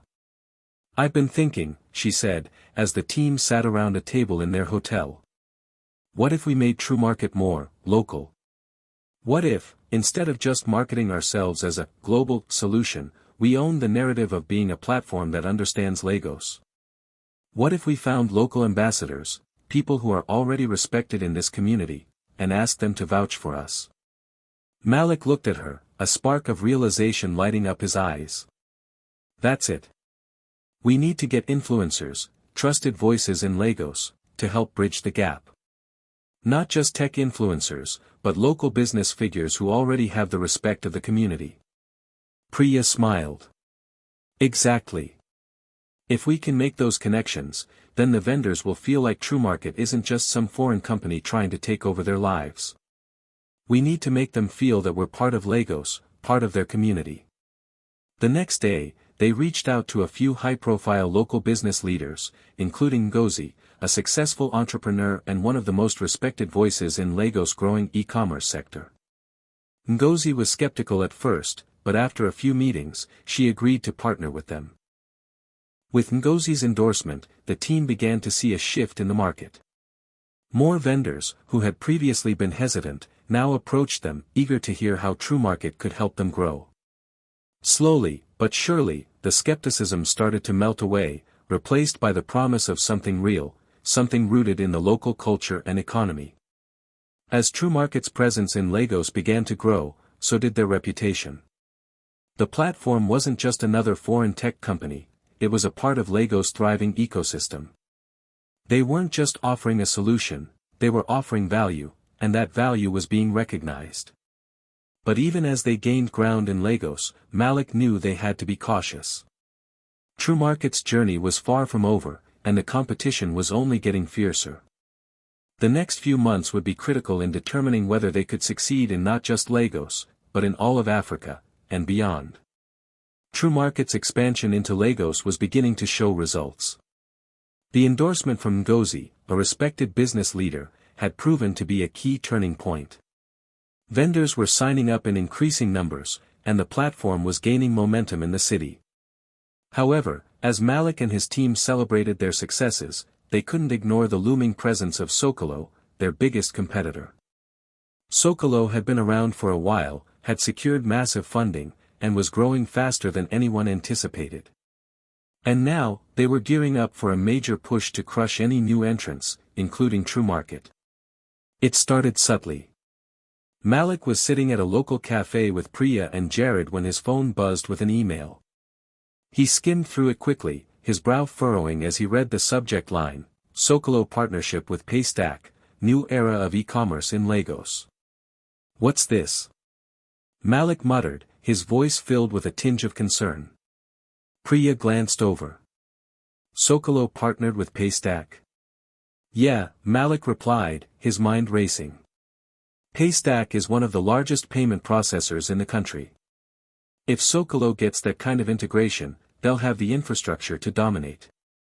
Socolo's new partnership with Paystack meant that their platform would now be seamlessly integrated with Nigeria's most trusted mobile payment service. In other words, they could provide vendors with the ability to accept payments quickly and securely, a service that TrueMarket had been offering, but now with the backing of Paystack's massive user base. This changes everything, Jared said, his voice sharp with realization. They've just cornered a huge chunk of the market with this move. If we don't react quickly, we'll lose everything we've worked for. Malik leaned back, his mind spinning with calculations and options. We can't let them beat us to the punch. We need a counteroffer, a way to outmaneuver them. And we need it fast. The next few days were filled with intense strategy meetings. Malik, Priya, Luis, and Jared debated fiercely over their next move. They knew they had to act fast, but they couldn't afford to make a rash decision. We need to think about what we can do better than Socolo, Malik said during one of their brainstorming sessions. They have the payment integration, but we have something they don't, our relationship with vendors. We've already built trust in the community. We need to double down on that. Priya nodded in agreement. What if we focus on the human side of the business?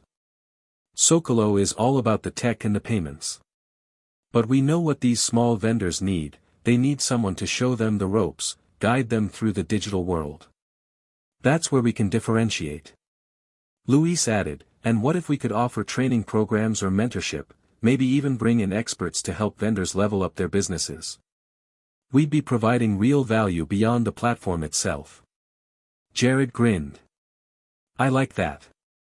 We'll build a brand that's about more than just the transactions. We'll make TrueMarket a community, one that helps these vendors not only survive but thrive. Malik stood up and walked to the window, staring out at the bustling Lagos streets below. The competition was fierce, but they had one thing Socolo couldn't replicate, their heart. TrueMarket had always been about supporting local businesses, not just through technology, but through meaningful relationships. All right, Malik said, turning back to the team. Let's do this.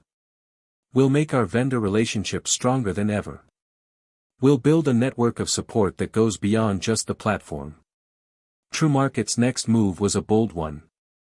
They launched an initiative called TrueMarket Academy, a free, comprehensive online training program designed to help vendors master not only the technical aspects of using the platform but also critical business skills.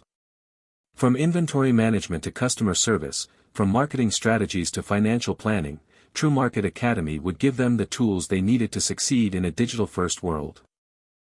The announcement was met with an enthusiastic response. Vendors were excited about the opportunity to learn from experts and to become more confident in using digital tools to grow their businesses. TrueMarket Academy was promoted as the missing link between the platform's tech and the real-world challenges that vendors faced daily. But that wasn't the only change Malik had in mind. He knew that in order to truly outpace Socolo, they needed to make a much bigger splash in the media. We need to change the narrative, Malik said one night as he met with his core team. Everyone talks about tech, and they talk about payments, but they don't talk about the people, the community we've built here. Let's make that our story. TrueMarket launched a massive social media campaign called #TrueStories, showcasing real-life success stories of their vendors.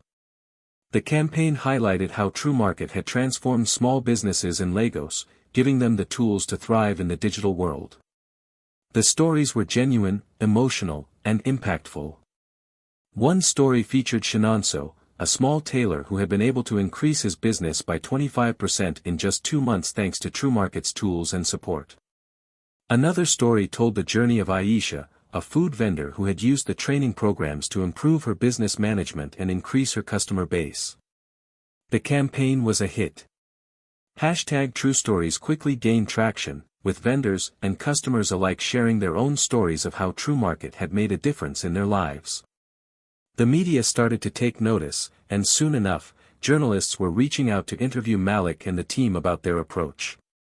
The press attention was a welcome relief as it helped shift the focus away from Sokolo's aggressive moves. But it wasn't all sunshine and roses. The competition was intensifying. Sokolo responded with its own aggressive marketing campaign, touting the seamless paystack integration and the simplicity of their payment system. It was clear that they weren't going to sit back and let TrueMarket steal the spotlight. TrueMarket's growth in Lagos had been steady, but the battle for market dominance was far from over. Sokolo's resources were overwhelming, and they had the advantage of a strong investor backing. The tech company was pushing hard to secure exclusive deals with larger suppliers, hoping to lock TrueMarket out of the market entirely. Malik sat in his office one evening, staring at a new email from Chijioke, his Nigerian business partner. The email was short, but it carried a heavy message. "Malik, we've heard that Sokolo is planning to offer free payment processing for vendors for the next 3 months. They want to wipe you out. We need to talk about next steps." The word stung. Free payment processing. That was a bold move, a dangerous move. Sokolo was clearly playing hardball. But Malik had been in the business long enough to know that free often comes with hidden costs, and it was only a matter of time before their vendors' loyalty would be tested. He looked over at Priya, who was sitting across from him. "They're getting desperate. But we won't back down." Priya met his gaze. "No. We can't. We've built something that's real. TrueMarket isn't just a platform, it's a movement. And movements don't get defeated by temporary gimmicks." Malik smiled. "Exactly. Let's show them what we're made of." The pressure on Malik and his team was mounting. Sokolo's announcement of free payment processing for vendors for the next 3 months had shaken the market. It was an aggressive move designed to disrupt TrueMarket's steady growth in Lagos. But Malik knew this was more than just a challenge, it was a test of resilience, of strategy, and of belief in what they had built. TrueMarket was a movement. It was more than just a platform, it was a community, a network of vendors who believed in each other and in the power of technology to level the playing field. And Malik was not about to let that be wiped out by a temporary gimmick. The first week after Sokolo's announcement was a whirlwind. Vendors who had been loyal to TrueMarket were reaching out, expressing concern over the new offer. Some were tempted by the idea of free payment processing, especially given the rising costs of doing business in Lagos. Malik felt the weight of it all. He knew that in business, trust was everything, and they couldn't afford to lose it. But he also knew that offering free services wasn't a sustainable business model, it was a strategy to buy loyalty, one that would eventually backfire. "I spoke to a few vendors today," Priya said one evening as they sat in the conference room, the lights dim and the city of Lagos alive outside the window. "A couple of them said they're thinking of trying out Sokolo just because of the free payment processing. They're not ready to commit yet, but they're tempted." Malik exhaled slowly. "We knew this was coming. But it's not just about the price. TrueMarket is about more than discounts. It's about the long-term value we provide. We can't let that slip." Jared looked up from his laptop. "What if we offered something to counter Sokolo's free payment processing? We don't have the same kind of resources, but maybe we could leverage our network of mentors or create additional resources that would make our offer more attractive." Malik nodded thoughtfully. "Exactly. What if we offered even more, an all-in-one support system for these vendors? Training, mentorship, not just from us but from some of the biggest business minds in Lagos and beyond. We need to show them that TrueMarket is invested in their growth, not just in making a sale."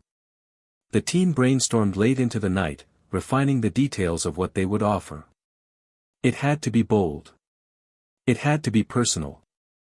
And it had to be something that Sokolo couldn't easily replicate. The following week, Malik and his team launched a new initiative, TrueMarket Plus. It was an upgraded version of their platform, offering a range of new features and services aimed at fostering deeper relationships between TrueMarket and its vendors. This wasn't just about technology, it was about giving vendors the tools, support, and mentorship they needed to scale their businesses.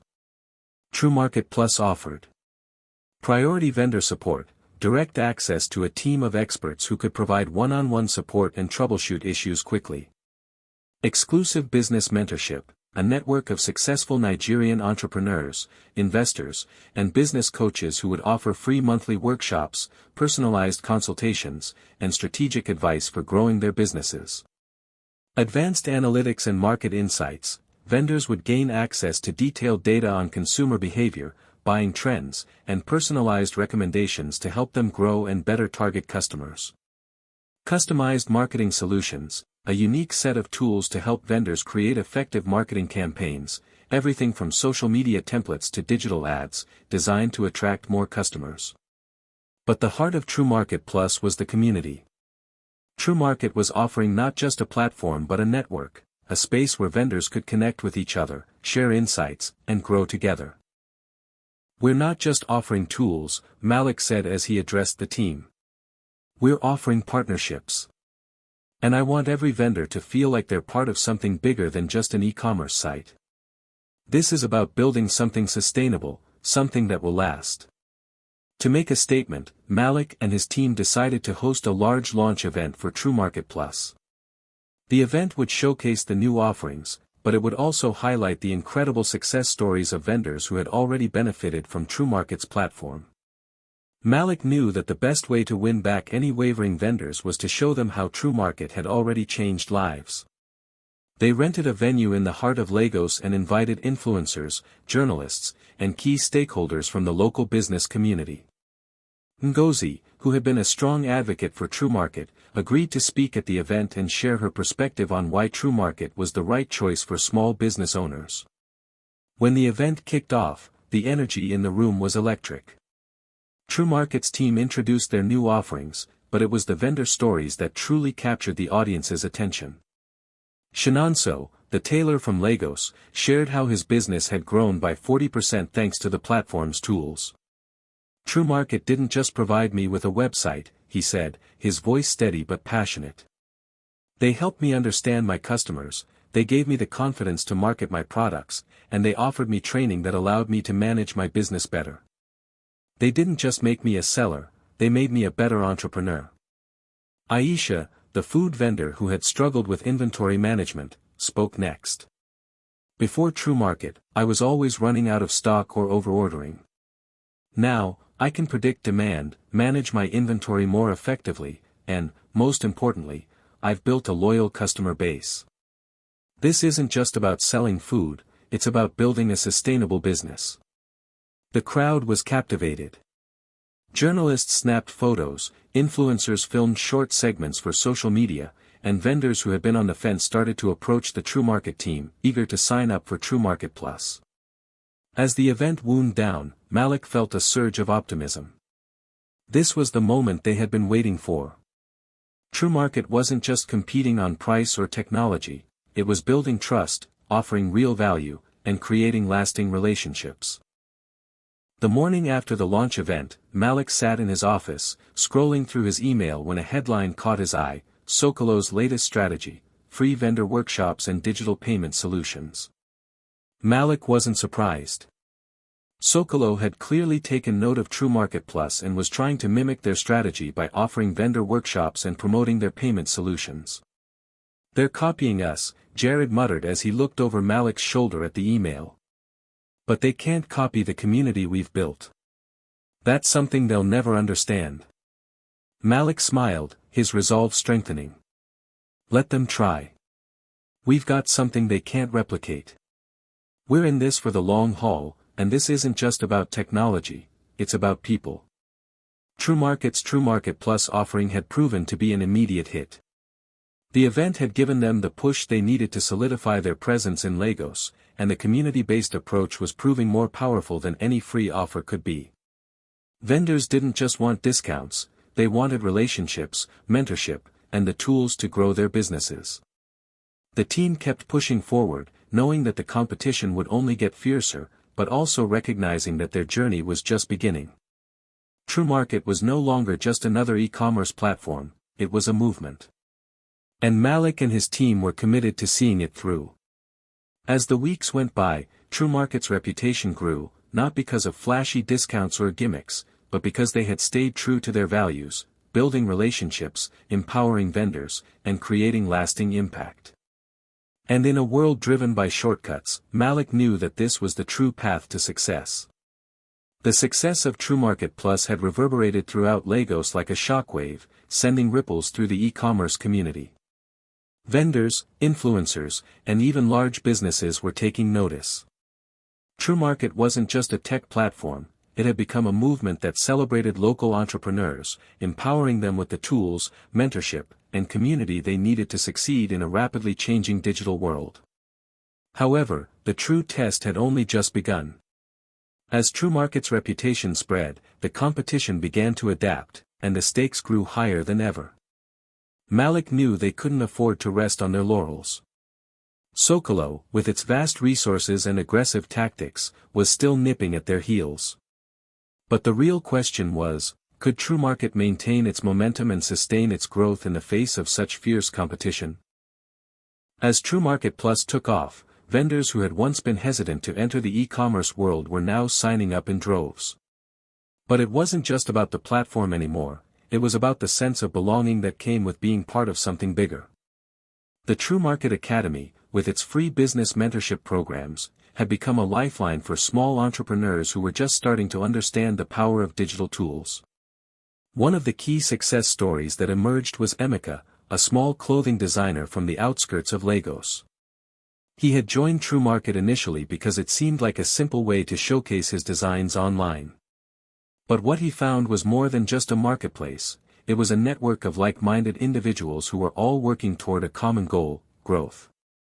"I never thought that I could expand my business this fast," Emeka shared at one of TrueMarket's vendor events.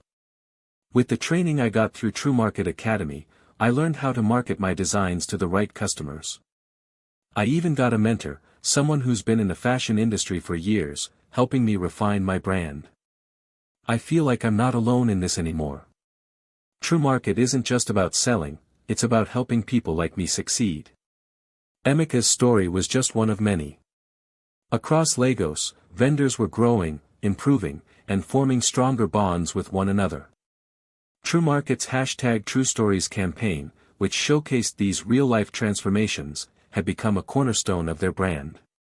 While TrueMarket's community grew stronger, Socolo was not one to back down quietly.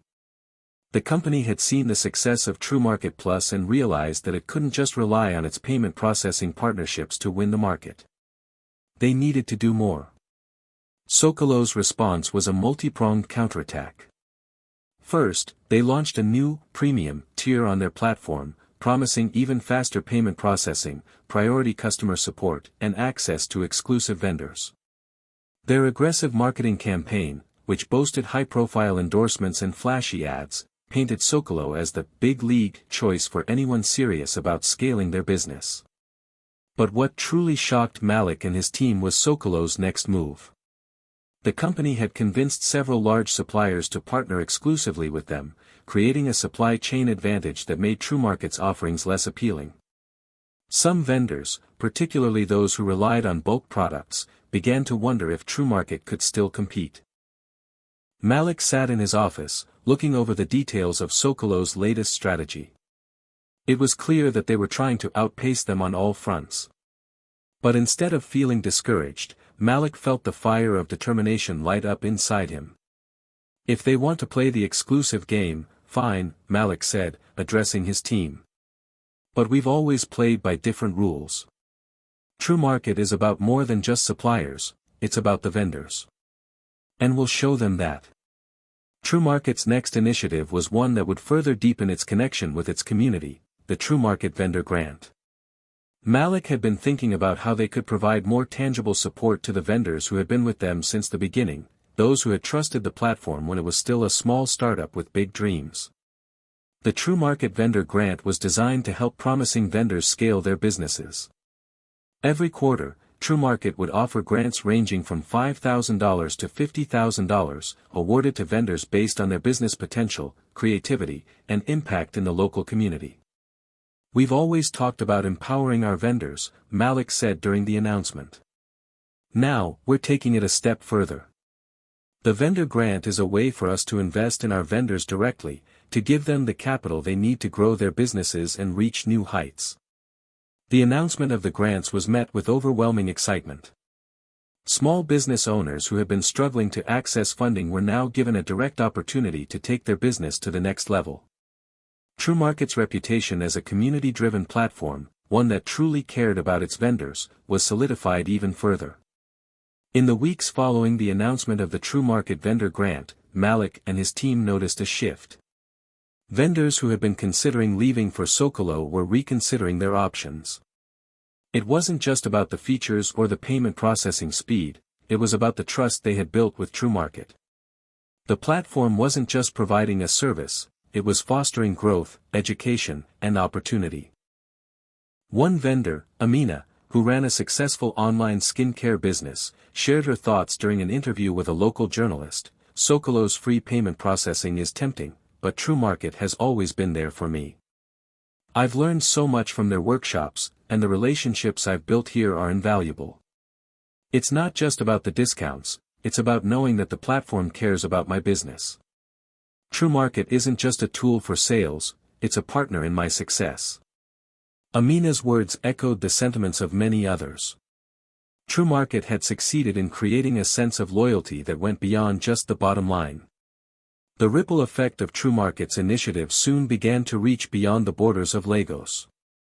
Media outlets started covering TrueMarket's success stories more frequently, with many reporting that the platform was not just surviving but thriving in an increasingly competitive e-commerce landscape. Ngozi, who had become one of TrueMarket's most vocal supporters, appeared on several business talk shows to discuss the company's success. She praised Malik for his ability to build a company that wasn't solely focused on profits but on empowering local businesses to thrive in the digital economy. "TrueMarket is proof that e-commerce doesn't have to be a race to the bottom," Ngozi said during an appearance on Business in Africa. "They've built something that supports the entrepreneurs of tomorrow, and that's what sets them apart. They're creating a movement, not just a platform." Her endorsement was just one example of how TrueMarket's reputation was growing. The focus on vendor success, community, and mentorship resonated with people beyond the borders of Lagos. TrueMarket was now seen as a shining example of how e-commerce could be a force for good in emerging markets. As TrueMarket's influence continued to grow, so did the ripple effect it had on the broader market. Vendors were beginning to demand more from their platforms, not just technology but support, mentorship, and a sense of belonging. TrueMarket had successfully created a new model for e-commerce, one that wasn't about chasing quick profits but about long-term growth and empowerment. Malik stood in his office one evening, gazing out over the city.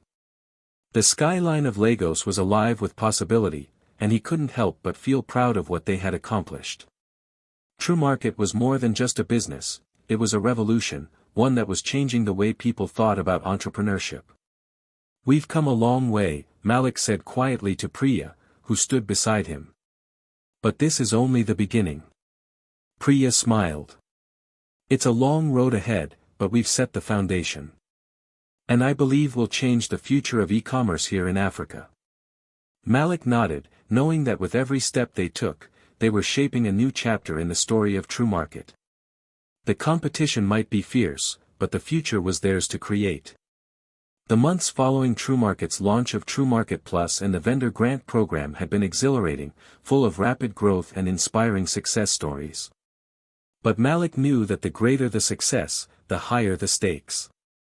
As the business grew, so did the challenges. The competitive pressure from Socolo, combined with market volatility, was intensifying. TrueMarket was on the verge of a new frontier, but Malik and his team were about to face a storm unlike any they had before. The first signs of trouble came in the form of a series of unsettling rumors. Vendors had started to talk, some were skeptical of TrueMarket's long-term plans, while others felt the growing competition from Socolo and other newcomers would eventually outpace TrueMarket's vision. While TrueMarket had been lauded for its community-focused approach, some vendors questioned whether the company could continue to provide the same level of personalized support as they scaled. Malik couldn't ignore the whispers. He knew that in business, perceptions were just as powerful as reality. The pressure was mounting, and he felt the weight of it more with each passing day. "Do you think we can keep this up?" Priya asked one evening, her voice tinged with concern. She had been at the forefront of the TrueMarket Plus initiative, and while she believed in the company, she wasn't blind to the challenges ahead. Malik looked up from his desk, where he was reviewing sales reports. "I think we've done something special here. But I'm not naive. The road ahead won't be easy. Socolo is relentless, and we're not the only ones looking to disrupt the market. But that's why we need to keep innovating. We can't afford to lose sight of who we are." Priya nodded.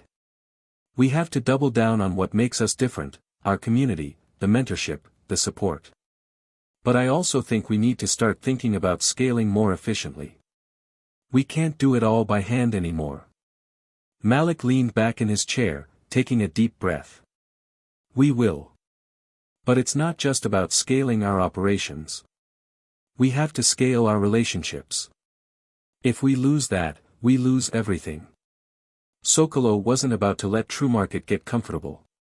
The giant had launched an aggressive new campaign targeting TrueMarket's key selling points. They were offering faster payment processing and additional discounts for vendors who moved their business exclusively to their platform.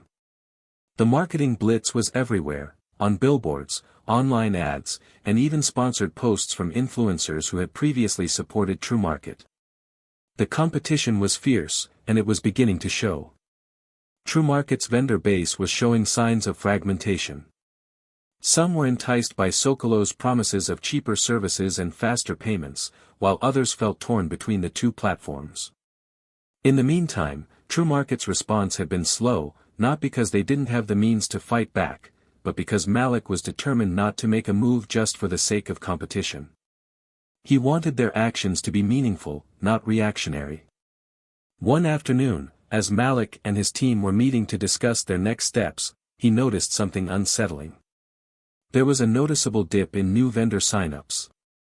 Their growth had slowed, and while they still had a strong community, the cracks in the armor were beginning to show. "We've got to do something," Jared said, pacing back and forth. "Socolo's taking over, and we're playing catch-up.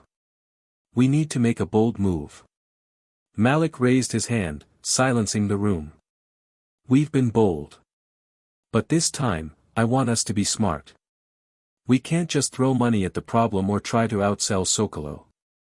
That's not who we are. We need to offer something they can't replicate." In the midst of the growing tension, Malik had an epiphany. TrueMarket had already established itself as a community-driven platform, but what if they could take it a step further? What if they could create a new kind of marketplace that went beyond just buying and selling? The idea was simple: TrueMarket Connect. It would be a networking space where small business owners could find not only customers but partners, whether that be suppliers, mentors, or even other entrepreneurs who could help scale their businesses. TrueMarket Connect would leverage the strength of the TrueMarket Academy, where vendors could learn and grow, but now it would also function as an online marketplace for collaboration. Vendors could list not just their products, but also services like mentorship, logistics, or marketing consulting. The idea was to transform the platform from a one-dimensional sales tool to a collaborative ecosystem that allowed vendors to not only buy and sell but to truly connect and build their businesses together. As the team began working on the development of TrueMarket Connect, Malik felt a renewed sense of excitement. This wasn't just about staying competitive, it was about changing the way people did business. TrueMarket would now position itself as the network for the future of business in Lagos and beyond. But, as with any big idea, the path to execution wasn't easy. "We need to get it right," Priya said during one of their strategy meetings.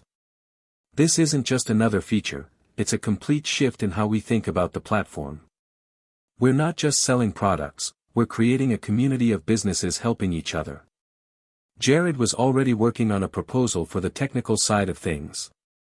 The team's engineering department had their work cut out for them as they reimagined the platform to support this new feature.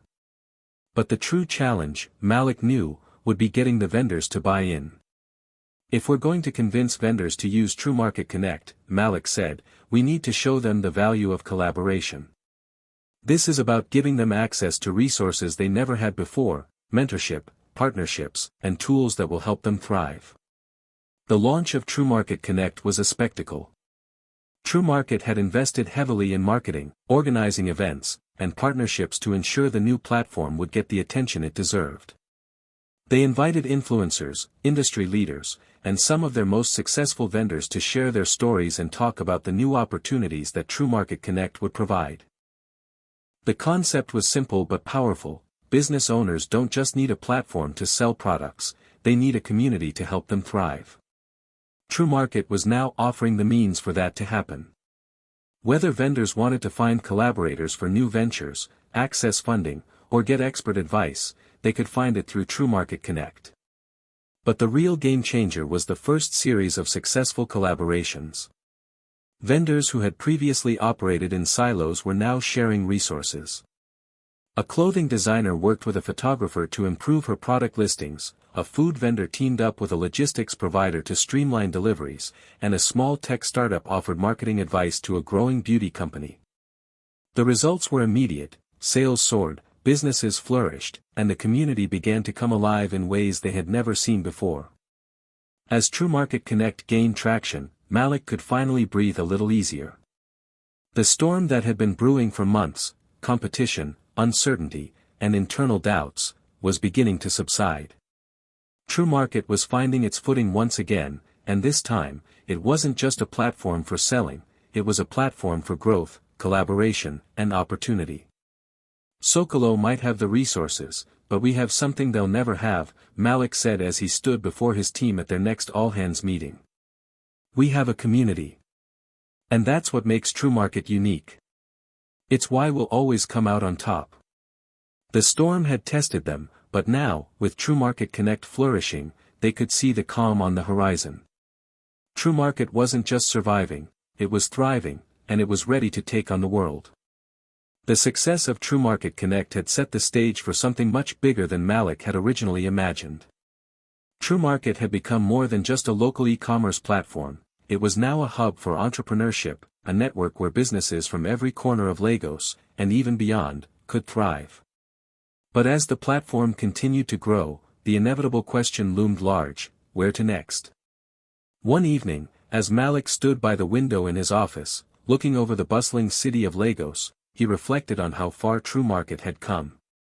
When he first started the company, the goal was simple: to create a platform that could help local vendors thrive. But now, after their success with TrueMarket Connect, he could see the future stretching far beyond Lagos. TrueMarket had the infrastructure, the community, and most importantly, the vision to scale into new markets. But expanding wasn't as simple as flipping a switch. They had to be strategic. The first step, Malik realized, was to expand into other major cities in Nigeria, places like Abuja, Port Harcourt, and Kano, where there was a burgeoning middle class, and a growing interest in e-commerce. The next step, however, was even more ambitious, expanding into other African countries. Malik, I think it's time, Priya said one afternoon, interrupting his thoughts as she walked into his office with a file of reports. Our users are asking about other regions. And the data doesn't lie. We're ready to scale. Malik turned to her, his face thoughtful. I agree, but we need to be careful. This kind of expansion isn't just about marketing or new features. It's about ensuring that we bring TrueMarket's core values, community, empowerment, and mentorship, into these new markets. Priya nodded. We've built something unique here in Lagos. But we can't forget what made us successful, our relationship with our vendors. If we lose that in the rush to grow, we'll be no different from Socolo or any of the other competitors. Malik smiled, reassured by Priya's words. They'd built TrueMarket on the foundation of connection and support. They weren't just selling products, they were building communities of entrepreneurs who helped each other grow. The first step in TrueMarket's expansion was to establish a foothold in Abuja, Nigeria's capital city, known for its large expatriate community and fast-growing tech scene. Malik knew that scaling to Abuja would require careful research into local consumer habits, logistical considerations, and partnerships with regional influencers and vendors. Abuja was different from Lagos. It was more cosmopolitan and less densely populated, which presented both opportunities and challenges. The infrastructure in Abuja wasn't as developed, and logistics were more complex. There were issues around delivery networks, and while Abuja had a growing digital economy, e-commerce was still relatively underdeveloped. Malik knew they couldn't simply transplant what had worked in Lagos, they would need to adapt their approach. TrueMarket's strategy in Abuja was twofold. First, they needed to build partnerships with local entrepreneurs and suppliers to increase their offerings. Second, they needed to ensure that the community aspect of TrueMarket, something that had proven so successful in Lagos, was mirrored in Abuja's local ecosystem. They would need to host events, workshops, and mentorship programs to build the relationships that had defined TrueMarket's success. We're not just launching in a new city, Malik told Priya, as they finalized their plans. We're building a new community. As TrueMarket gained traction in Abuja, the thought of expanding even further weighed heavily on Malik's mind. The possibilities were endless. Several countries in Africa, Ghana, Kenya, South Africa, had growing middle-class populations and a strong appetite for e-commerce. But Malik knew that TrueMarket's vision for collaboration and empowerment couldn't be simply imposed on new regions. The platform had to be localized to resonate with the unique needs and challenges of each country. He spent weeks in meetings with his leadership team, researching expansion strategies, and studying different markets. They couldn't just rely on the same formula, they had to understand what would make TrueMarket truly meaningful to vendors in those regions. Eventually, they decided that the next move had to be Kenya. Nairobi, the capital city, was emerging as an East African tech hub, and the local e-commerce market was ripe for disruption. More importantly, Kenya had a burgeoning startup culture, and Malik saw an opportunity to offer TrueMarket Connect as a tool for these young businesses. We've built something amazing in Nigeria. But now it's time for the next challenge, Malik said to Priya, his voice filled with resolve. We're not just going to scale, we're going to lead a movement. One of the key factors in TrueMarket's success was its focus on local partnerships. In both Abuja and Nairobi, Malik knew that establishing these relationships would be crucial. TrueMarket wasn't just about selling products, it was about building lasting, meaningful connections. In Kenya, Malik and his team sought out local influencers, entrepreneurs, and community leaders who could help elevate TrueMarket's brand. They worked closely with businesses that were already successful in their respective fields, offering them tools and resources to expand their reach. One such partnership was with Tafari Technologies, a fast-growing logistics company in Nairobi that specialized in delivery across East Africa. Tafari's CEO, Juma Aking, was a visionary who saw the potential in TrueMarket's vendor empowerment model. We're excited to partner with TrueMarket, Juma said during the signing ceremony. In Kenya, logistics and efficient delivery are the keys to success in e-commerce. Together, we can offer businesses not only a platform but a streamlined system for growth. TrueMarket's partnerships with local businesses like Tafari helped establish a reliable delivery network that connected vendors with customers across Nairobi and beyond. This was crucial in creating trust and building credibility in a market that had historically been slow to adopt e-commerce.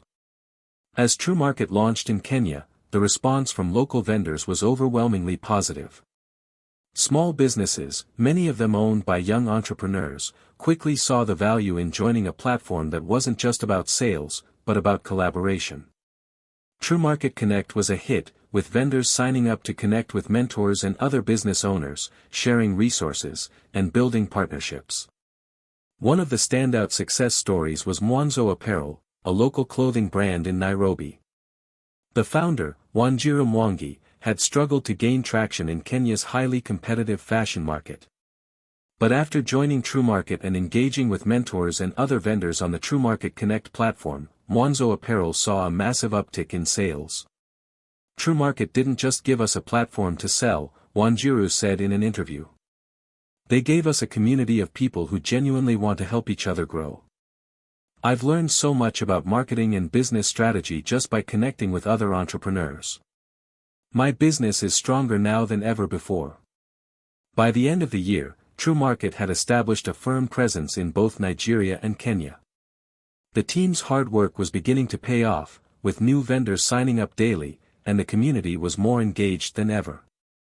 Malik knew that they had only just begun to scratch the surface of what TrueMarket could become, and the dream of expanding across Africa was no longer just a vision, it was becoming reality. As Malik sat in his office one evening, watching the sunset over Nairobi's skyline, he felt a sense of pride and accomplishment. They had faced adversity, navigated the complexities of scaling, and remained true to their mission. But the journey wasn't over. The world was watching, and TrueMarket was ready for whatever came next. The future was bright, and TrueMarket was ready to lead the way. As Malik sat in his Nairobi office, watching the bustling city come to life under the setting sun, he couldn't help but reflect on how far TrueMarket had come. From a small startup in Lagos to a rapidly growing platform across multiple African countries, TrueMarket was now positioned on the edge of something much larger. The expansion into Kenya had been successful, but Malik knew that the next step would be the ultimate test. TrueMarket was ready for the world stage. Malik had always dreamed of taking TrueMarket beyond Africa, but it was never just about growth for growth's sake. He had always believed that the company's core values, community, empowerment, and collaboration, could resonate anywhere. The real question was, could TrueMarket build the same strong relationships and foster the same sense of community in the competitive Western markets? After weeks of careful deliberation, research, and planning, Malik and his leadership team decided to pursue their first major international market, the United States. The US was an e-commerce powerhouse, dominated by giants like Amazon, eBay, and Etsy. But Malik knew that while the market was saturated, it was also full of potential. There were millions of small businesses, particularly in urban hubs like New York, Los Angeles, and Chicago, who were searching for platforms that prioritized more than just sales. TrueMarket could offer them not only a place to sell but a community to grow with, something no one else was offering. Malik had no illusions about the challenges they faced in entering the US market. The competition was fierce, and the e-commerce landscape was much more mature. TrueMarket's African roots might be seen as a disadvantage, and breaking into the Western market meant proving that the TrueMarket model, one rooted in collaboration and community, could be just as effective on the global stage. But Malik was ready. He believed in his team, and more importantly, he believed in the power of TrueMarket's community-first approach. It was time for the next phase. The first challenge was simple: how would TrueMarket position itself in a market that was already oversaturated with e-commerce platforms? The solution, Malik realized, wasn't just to replicate what worked in Africa.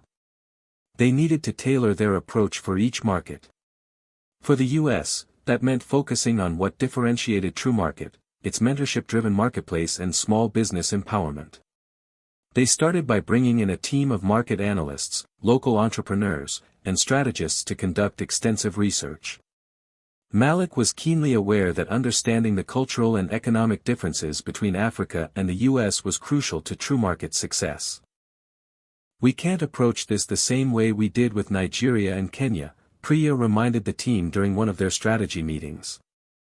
"The US is a very different market, and we need to be mindful of that. People here aren't just looking for e-commerce platforms, they're looking for community-driven marketplaces where they can connect with other business owners. We need to make that our core message." As part of the market entry strategy, TrueMarket focused on building strategic partnerships with local US companies that had similar values. They reached out to small business incubators and local chambers of commerce, offering to host events, webinars, and workshops designed to help new business owners scale. Additionally, TrueMarket began its entry into New York City, specifically targeting areas with a large concentration of diverse small businesses: Brooklyn, Harlem, and Queens.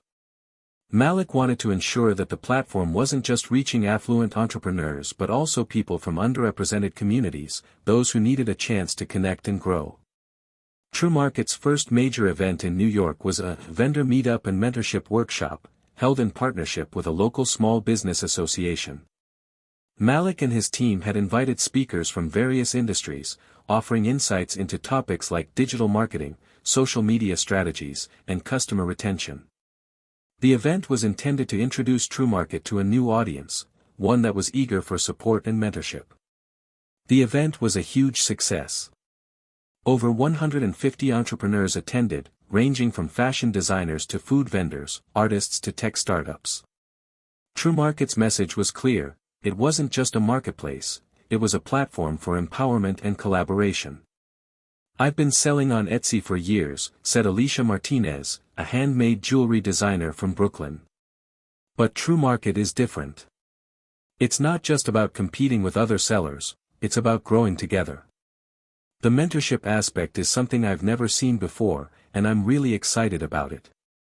This feedback was crucial. It confirmed what Malik had believed all along: there was a real hunger for community in the U.S. market. TrueMarket's focus on mentorship, helping vendors not just sell but grow, struck a chord with the small business owners. TrueMarket's strategy was working. The platform was gaining traction, but Malik knew that this was just the beginning.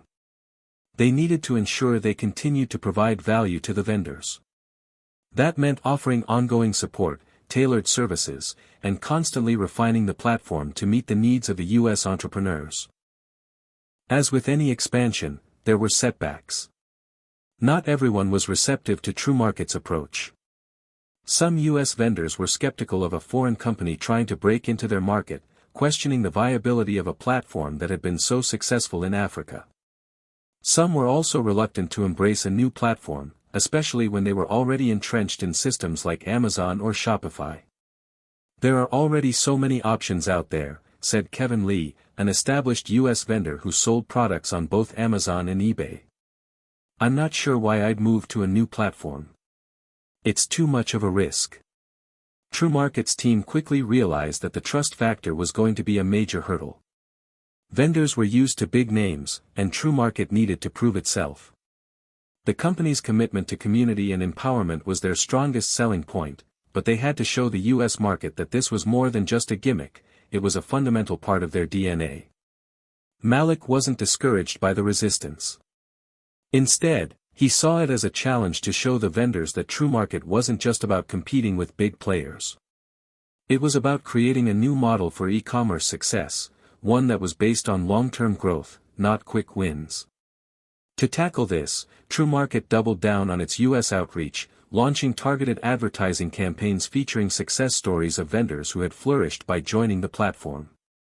They also partnered with local influencers who had large followings among small business owners to help spread the word. The company also strengthened its customer support systems, offering personalized consultations and workshops to ensure vendors were getting the most out of the platform. TrueMarket wanted to prove that it wasn't just another marketplace, it was a lifeline for businesses that wanted to grow sustainably. It didn't take long before TrueMarket's efforts began to pay off. Within 6 months, the platform had gained over 5,000 new vendors in New York City alone. Small businesses were signing up in droves, taking advantage of the mentorship opportunities and collaborative features that TrueMarket offered. As word spread, the company was quickly gaining credibility within the small business community. "I never thought I'd find a platform that cared this much about small businesses," said Ravi Patel, a small tech startup owner. "TrueMarket isn't just about making sales, it's about building relationships. They're giving us the tools to grow in ways that other platforms just don't." Malik sat back in his chair, watching as the platform grew and vendors shared their success stories. TrueMarket had made it to the U.S., but more importantly, it had proven that the community-driven model could work anywhere. It was only a matter of time before TrueMarket began its next phase of global expansion. The journey was far from over, but Malik was more confident than ever that TrueMarket's mission had the power to disrupt e-commerce worldwide. Malik stood in the middle of the bustling conference hall in London, surrounded by entrepreneurs, investors, and representatives from e-commerce companies. The international expansion of TrueMarket had become not just a business endeavor, it had become a global movement. Malik could feel the energy in the room as he made his way to the stage for the keynote address. The journey that had started in a small Lagos office had now reached the global stage. The success of TrueMarket in the United States had given Malik and his team the confidence they needed to take on their next challenge, Europe. As much as the US had been about proving their model to an advanced e-commerce market, Europe represented an entirely different set of challenges. It was a patchwork of diverse countries, each with its own set of cultural norms, legal systems, and consumer habits. Malik had always prided himself on TrueMarket's ability to adapt. He knew that entering Europe meant more than simply translating the platform into multiple languages, it meant understanding each country's unique business environment. TrueMarket needed to find partners who understood the nuances of local markets while still adhering to the company's core values of community-driven entrepreneurship. Their first major stop in Europe was London, a city known for its vibrant entrepreneurial culture and its status as an international business hub. But Malik was cautious. While London had a large, diverse population and a thriving e-commerce market, it was also highly competitive. The platform would need to prove that it wasn't just another marketplace, it was a space for collaboration and mentorship. To lay the groundwork for their expansion into Europe, Malik and the team formed a partnership with Tech London Advocates, a prominent network of tech startups and investors. Their collaboration would allow TrueMarket to tap into London's tech ecosystem, positioning them as a valuable partner for small businesses looking for a platform that prioritized growth and community over competition. Launching in Europe came with unexpected cultural challenges. While the US market had embraced TrueMarket's collaborative approach, some European markets were more skeptical. The focus on mentorship and community wasn't as deeply ingrained in some regions, and Malik quickly realized that they needed to educate their new European audience about the value of a platform built on cooperation rather than cutthroat competition.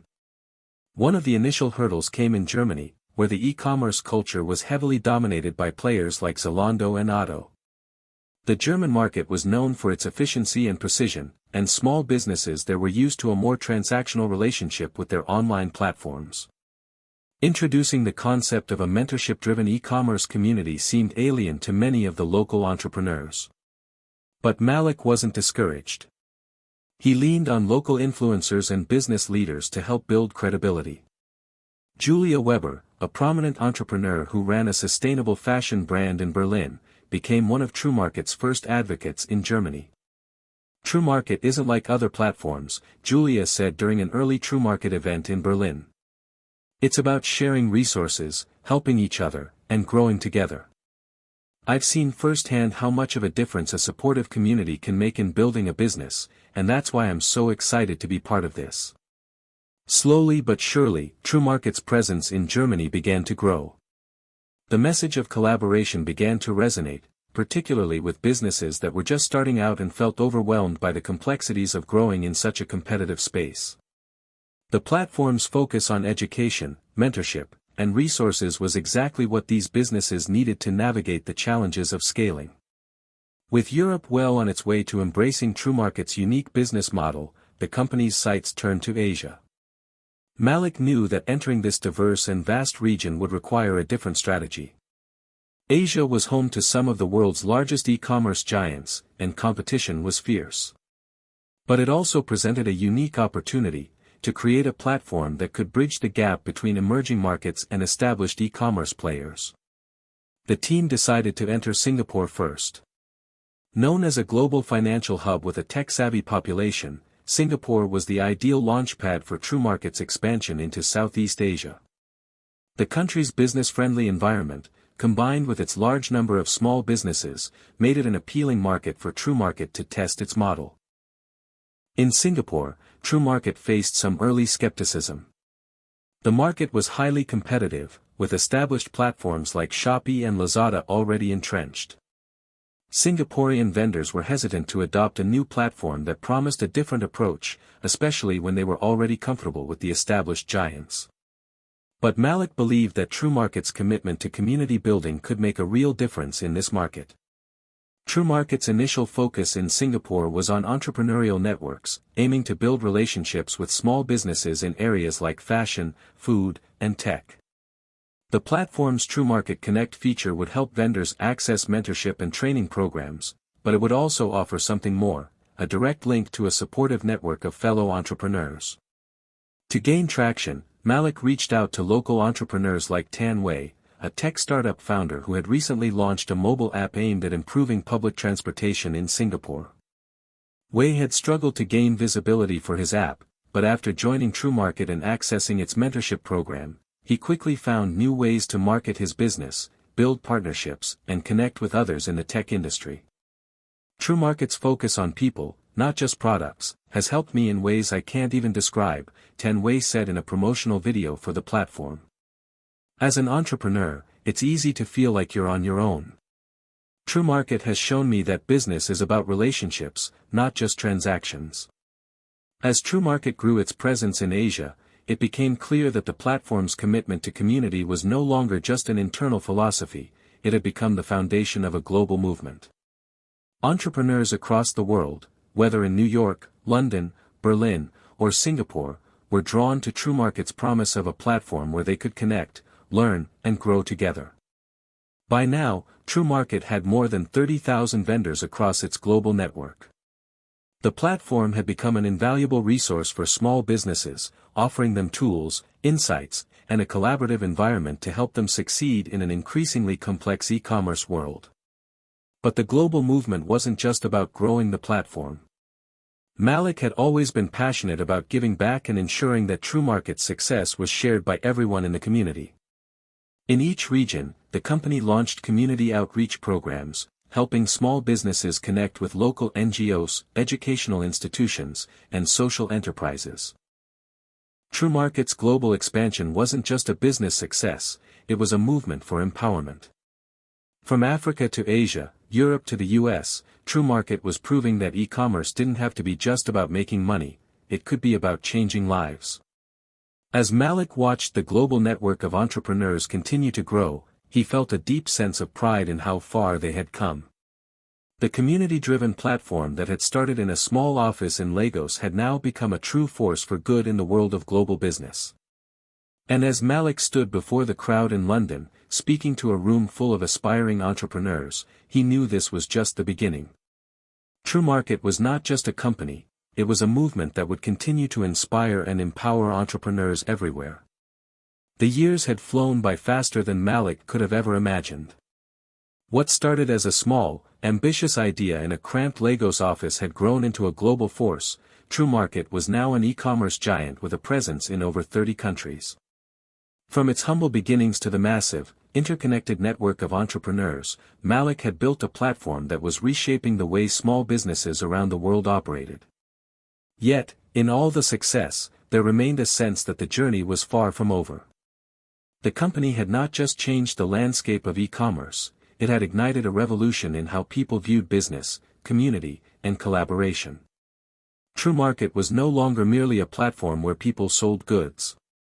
It had become a global ecosystem where entrepreneurs, regardless of their size or location, could connect, learn, and grow together. The community Malik had always envisioned had flourished, creating networks that spanned continents and industries. Whether it was a young fashion designer in New York, a tech startup founder in Bangalore, or a food vendor in Lagos, TrueMarket had created a world where support and mentorship were just as important as the product being sold. As Malik stood in front of the sleek glass windows of TrueMarket's global headquarters in New York, the city sprawling beneath him, he reflected on how far they had come. The team was larger now, more diverse, more international, but they still held on to the same principles that had made TrueMarket a success: community first, competition second. But as the company expanded, Malik was faced with a new set of challenges. TrueMarket was no longer just an upstart, it was a global entity, and with that came increased scrutiny, competition, and responsibility. He knew that sustaining the platform's mission and values would be the true test of its long-term success. One of the biggest challenges in scaling TrueMarket globally was maintaining the integrity of the platform's community-first model. With millions of users, tens of thousands of vendors, and hundreds of employees scattered across the globe, it was becoming increasingly difficult to keep everyone aligned with TrueMarket's core values. At one of the company's quarterly leadership meetings, Malik addressed this growing concern. "We've reached a point where TrueMarket is becoming more than just a marketplace. It's a movement, and movements need to remain true to their founding principles," Malik said, standing at the head of the table, looking around at his team. "The question is, how do we scale this while ensuring we don't lose what made us special?" Priya, now TrueMarket's chief operating officer, nodded thoughtfully. "We can scale, Malik. But we must be strategic. We've built something that truly changes people's lives. Our customers don't just want another place to sell, they want a place where they can connect, grow, and be heard. The heart of our platform has always been about that personal touch." The team knew that TrueMarket's success wasn't just about growing numbers, it was about maintaining a connection to the individual vendors and the communities they served. This meant expanding the team, integrating more local leaders who understood the intricacies of regional markets, and doubling down on the mentorship programs that had become TrueMarket's trademark. Malik also knew that in this new era, TrueMarket's success wouldn't just be measured by the number of transactions on the platform but by its impact on communities. Could TrueMarket help thousands, or even millions, of entrepreneurs find purpose and empowerment through their work? Could the company shatter traditional notions of e-commerce as a soulless, transactional space? TrueMarket's growth was far from just a financial success story. As the company flourished, Malik and his leadership team made a conscious decision to give back to the communities that had supported the platform from the very beginning. They launched the TrueMarket Foundation, an initiative aimed at providing underprivileged entrepreneurs with access to mentorship, funding, and resources to help them get started. It wasn't just about charity, it was about leveling the playing field and giving those without the resources the chance to succeed. One of the foundation's flagship programs, the TrueMarket Incubator, provided free business development workshops, access to angel investors, and direct support from seasoned mentors. For Malik, it was a way of ensuring that TrueMarket's success wasn't just measured in profit margins but in the lives it impacted. The program was already seeing results. In Africa, several small businesses that had received initial seed funding through the foundation were now becoming industry leaders. In Southeast Asia, TrueMarket's mentorship initiatives were empowering young women entrepreneurs to break into the male-dominated tech industry. "We're not just creating billion-dollar businesses here," Malik had said during a meeting with the foundation's directors. "We're creating generational change.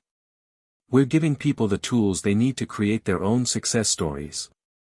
As TrueMarket's impact grew, so did the challenges of maintaining its competitive edge. While the company had pioneered a new way of doing business, many of its competitors were now catching on. The Amazons, Alibabas, and Shopifys of the world were beginning to incorporate similar mentorship programs, and some were even introducing community-driven initiatives of their own. However, Malik didn't view this as a threat. He saw it as confirmation that TrueMarket had done something right. Other platforms were acknowledging the importance of human connection, and that was a victory in itself.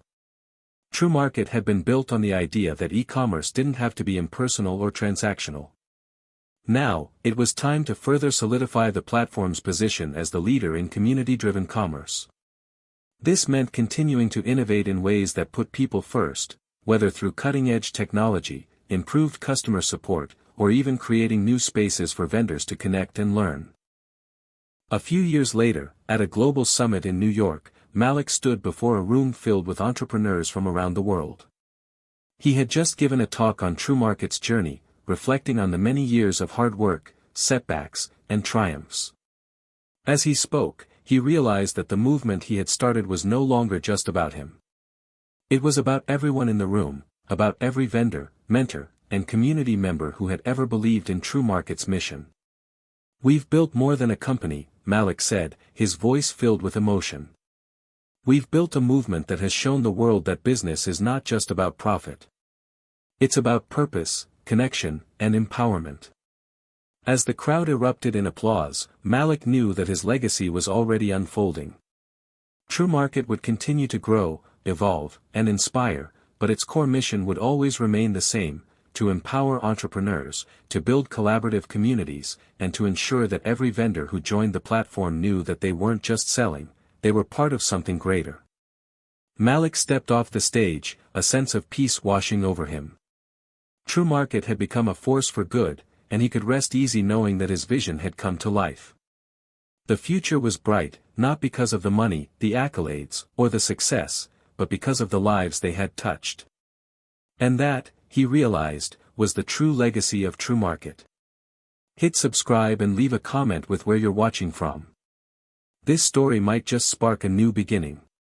What's one thing that always pushes you forward, even when things get tough?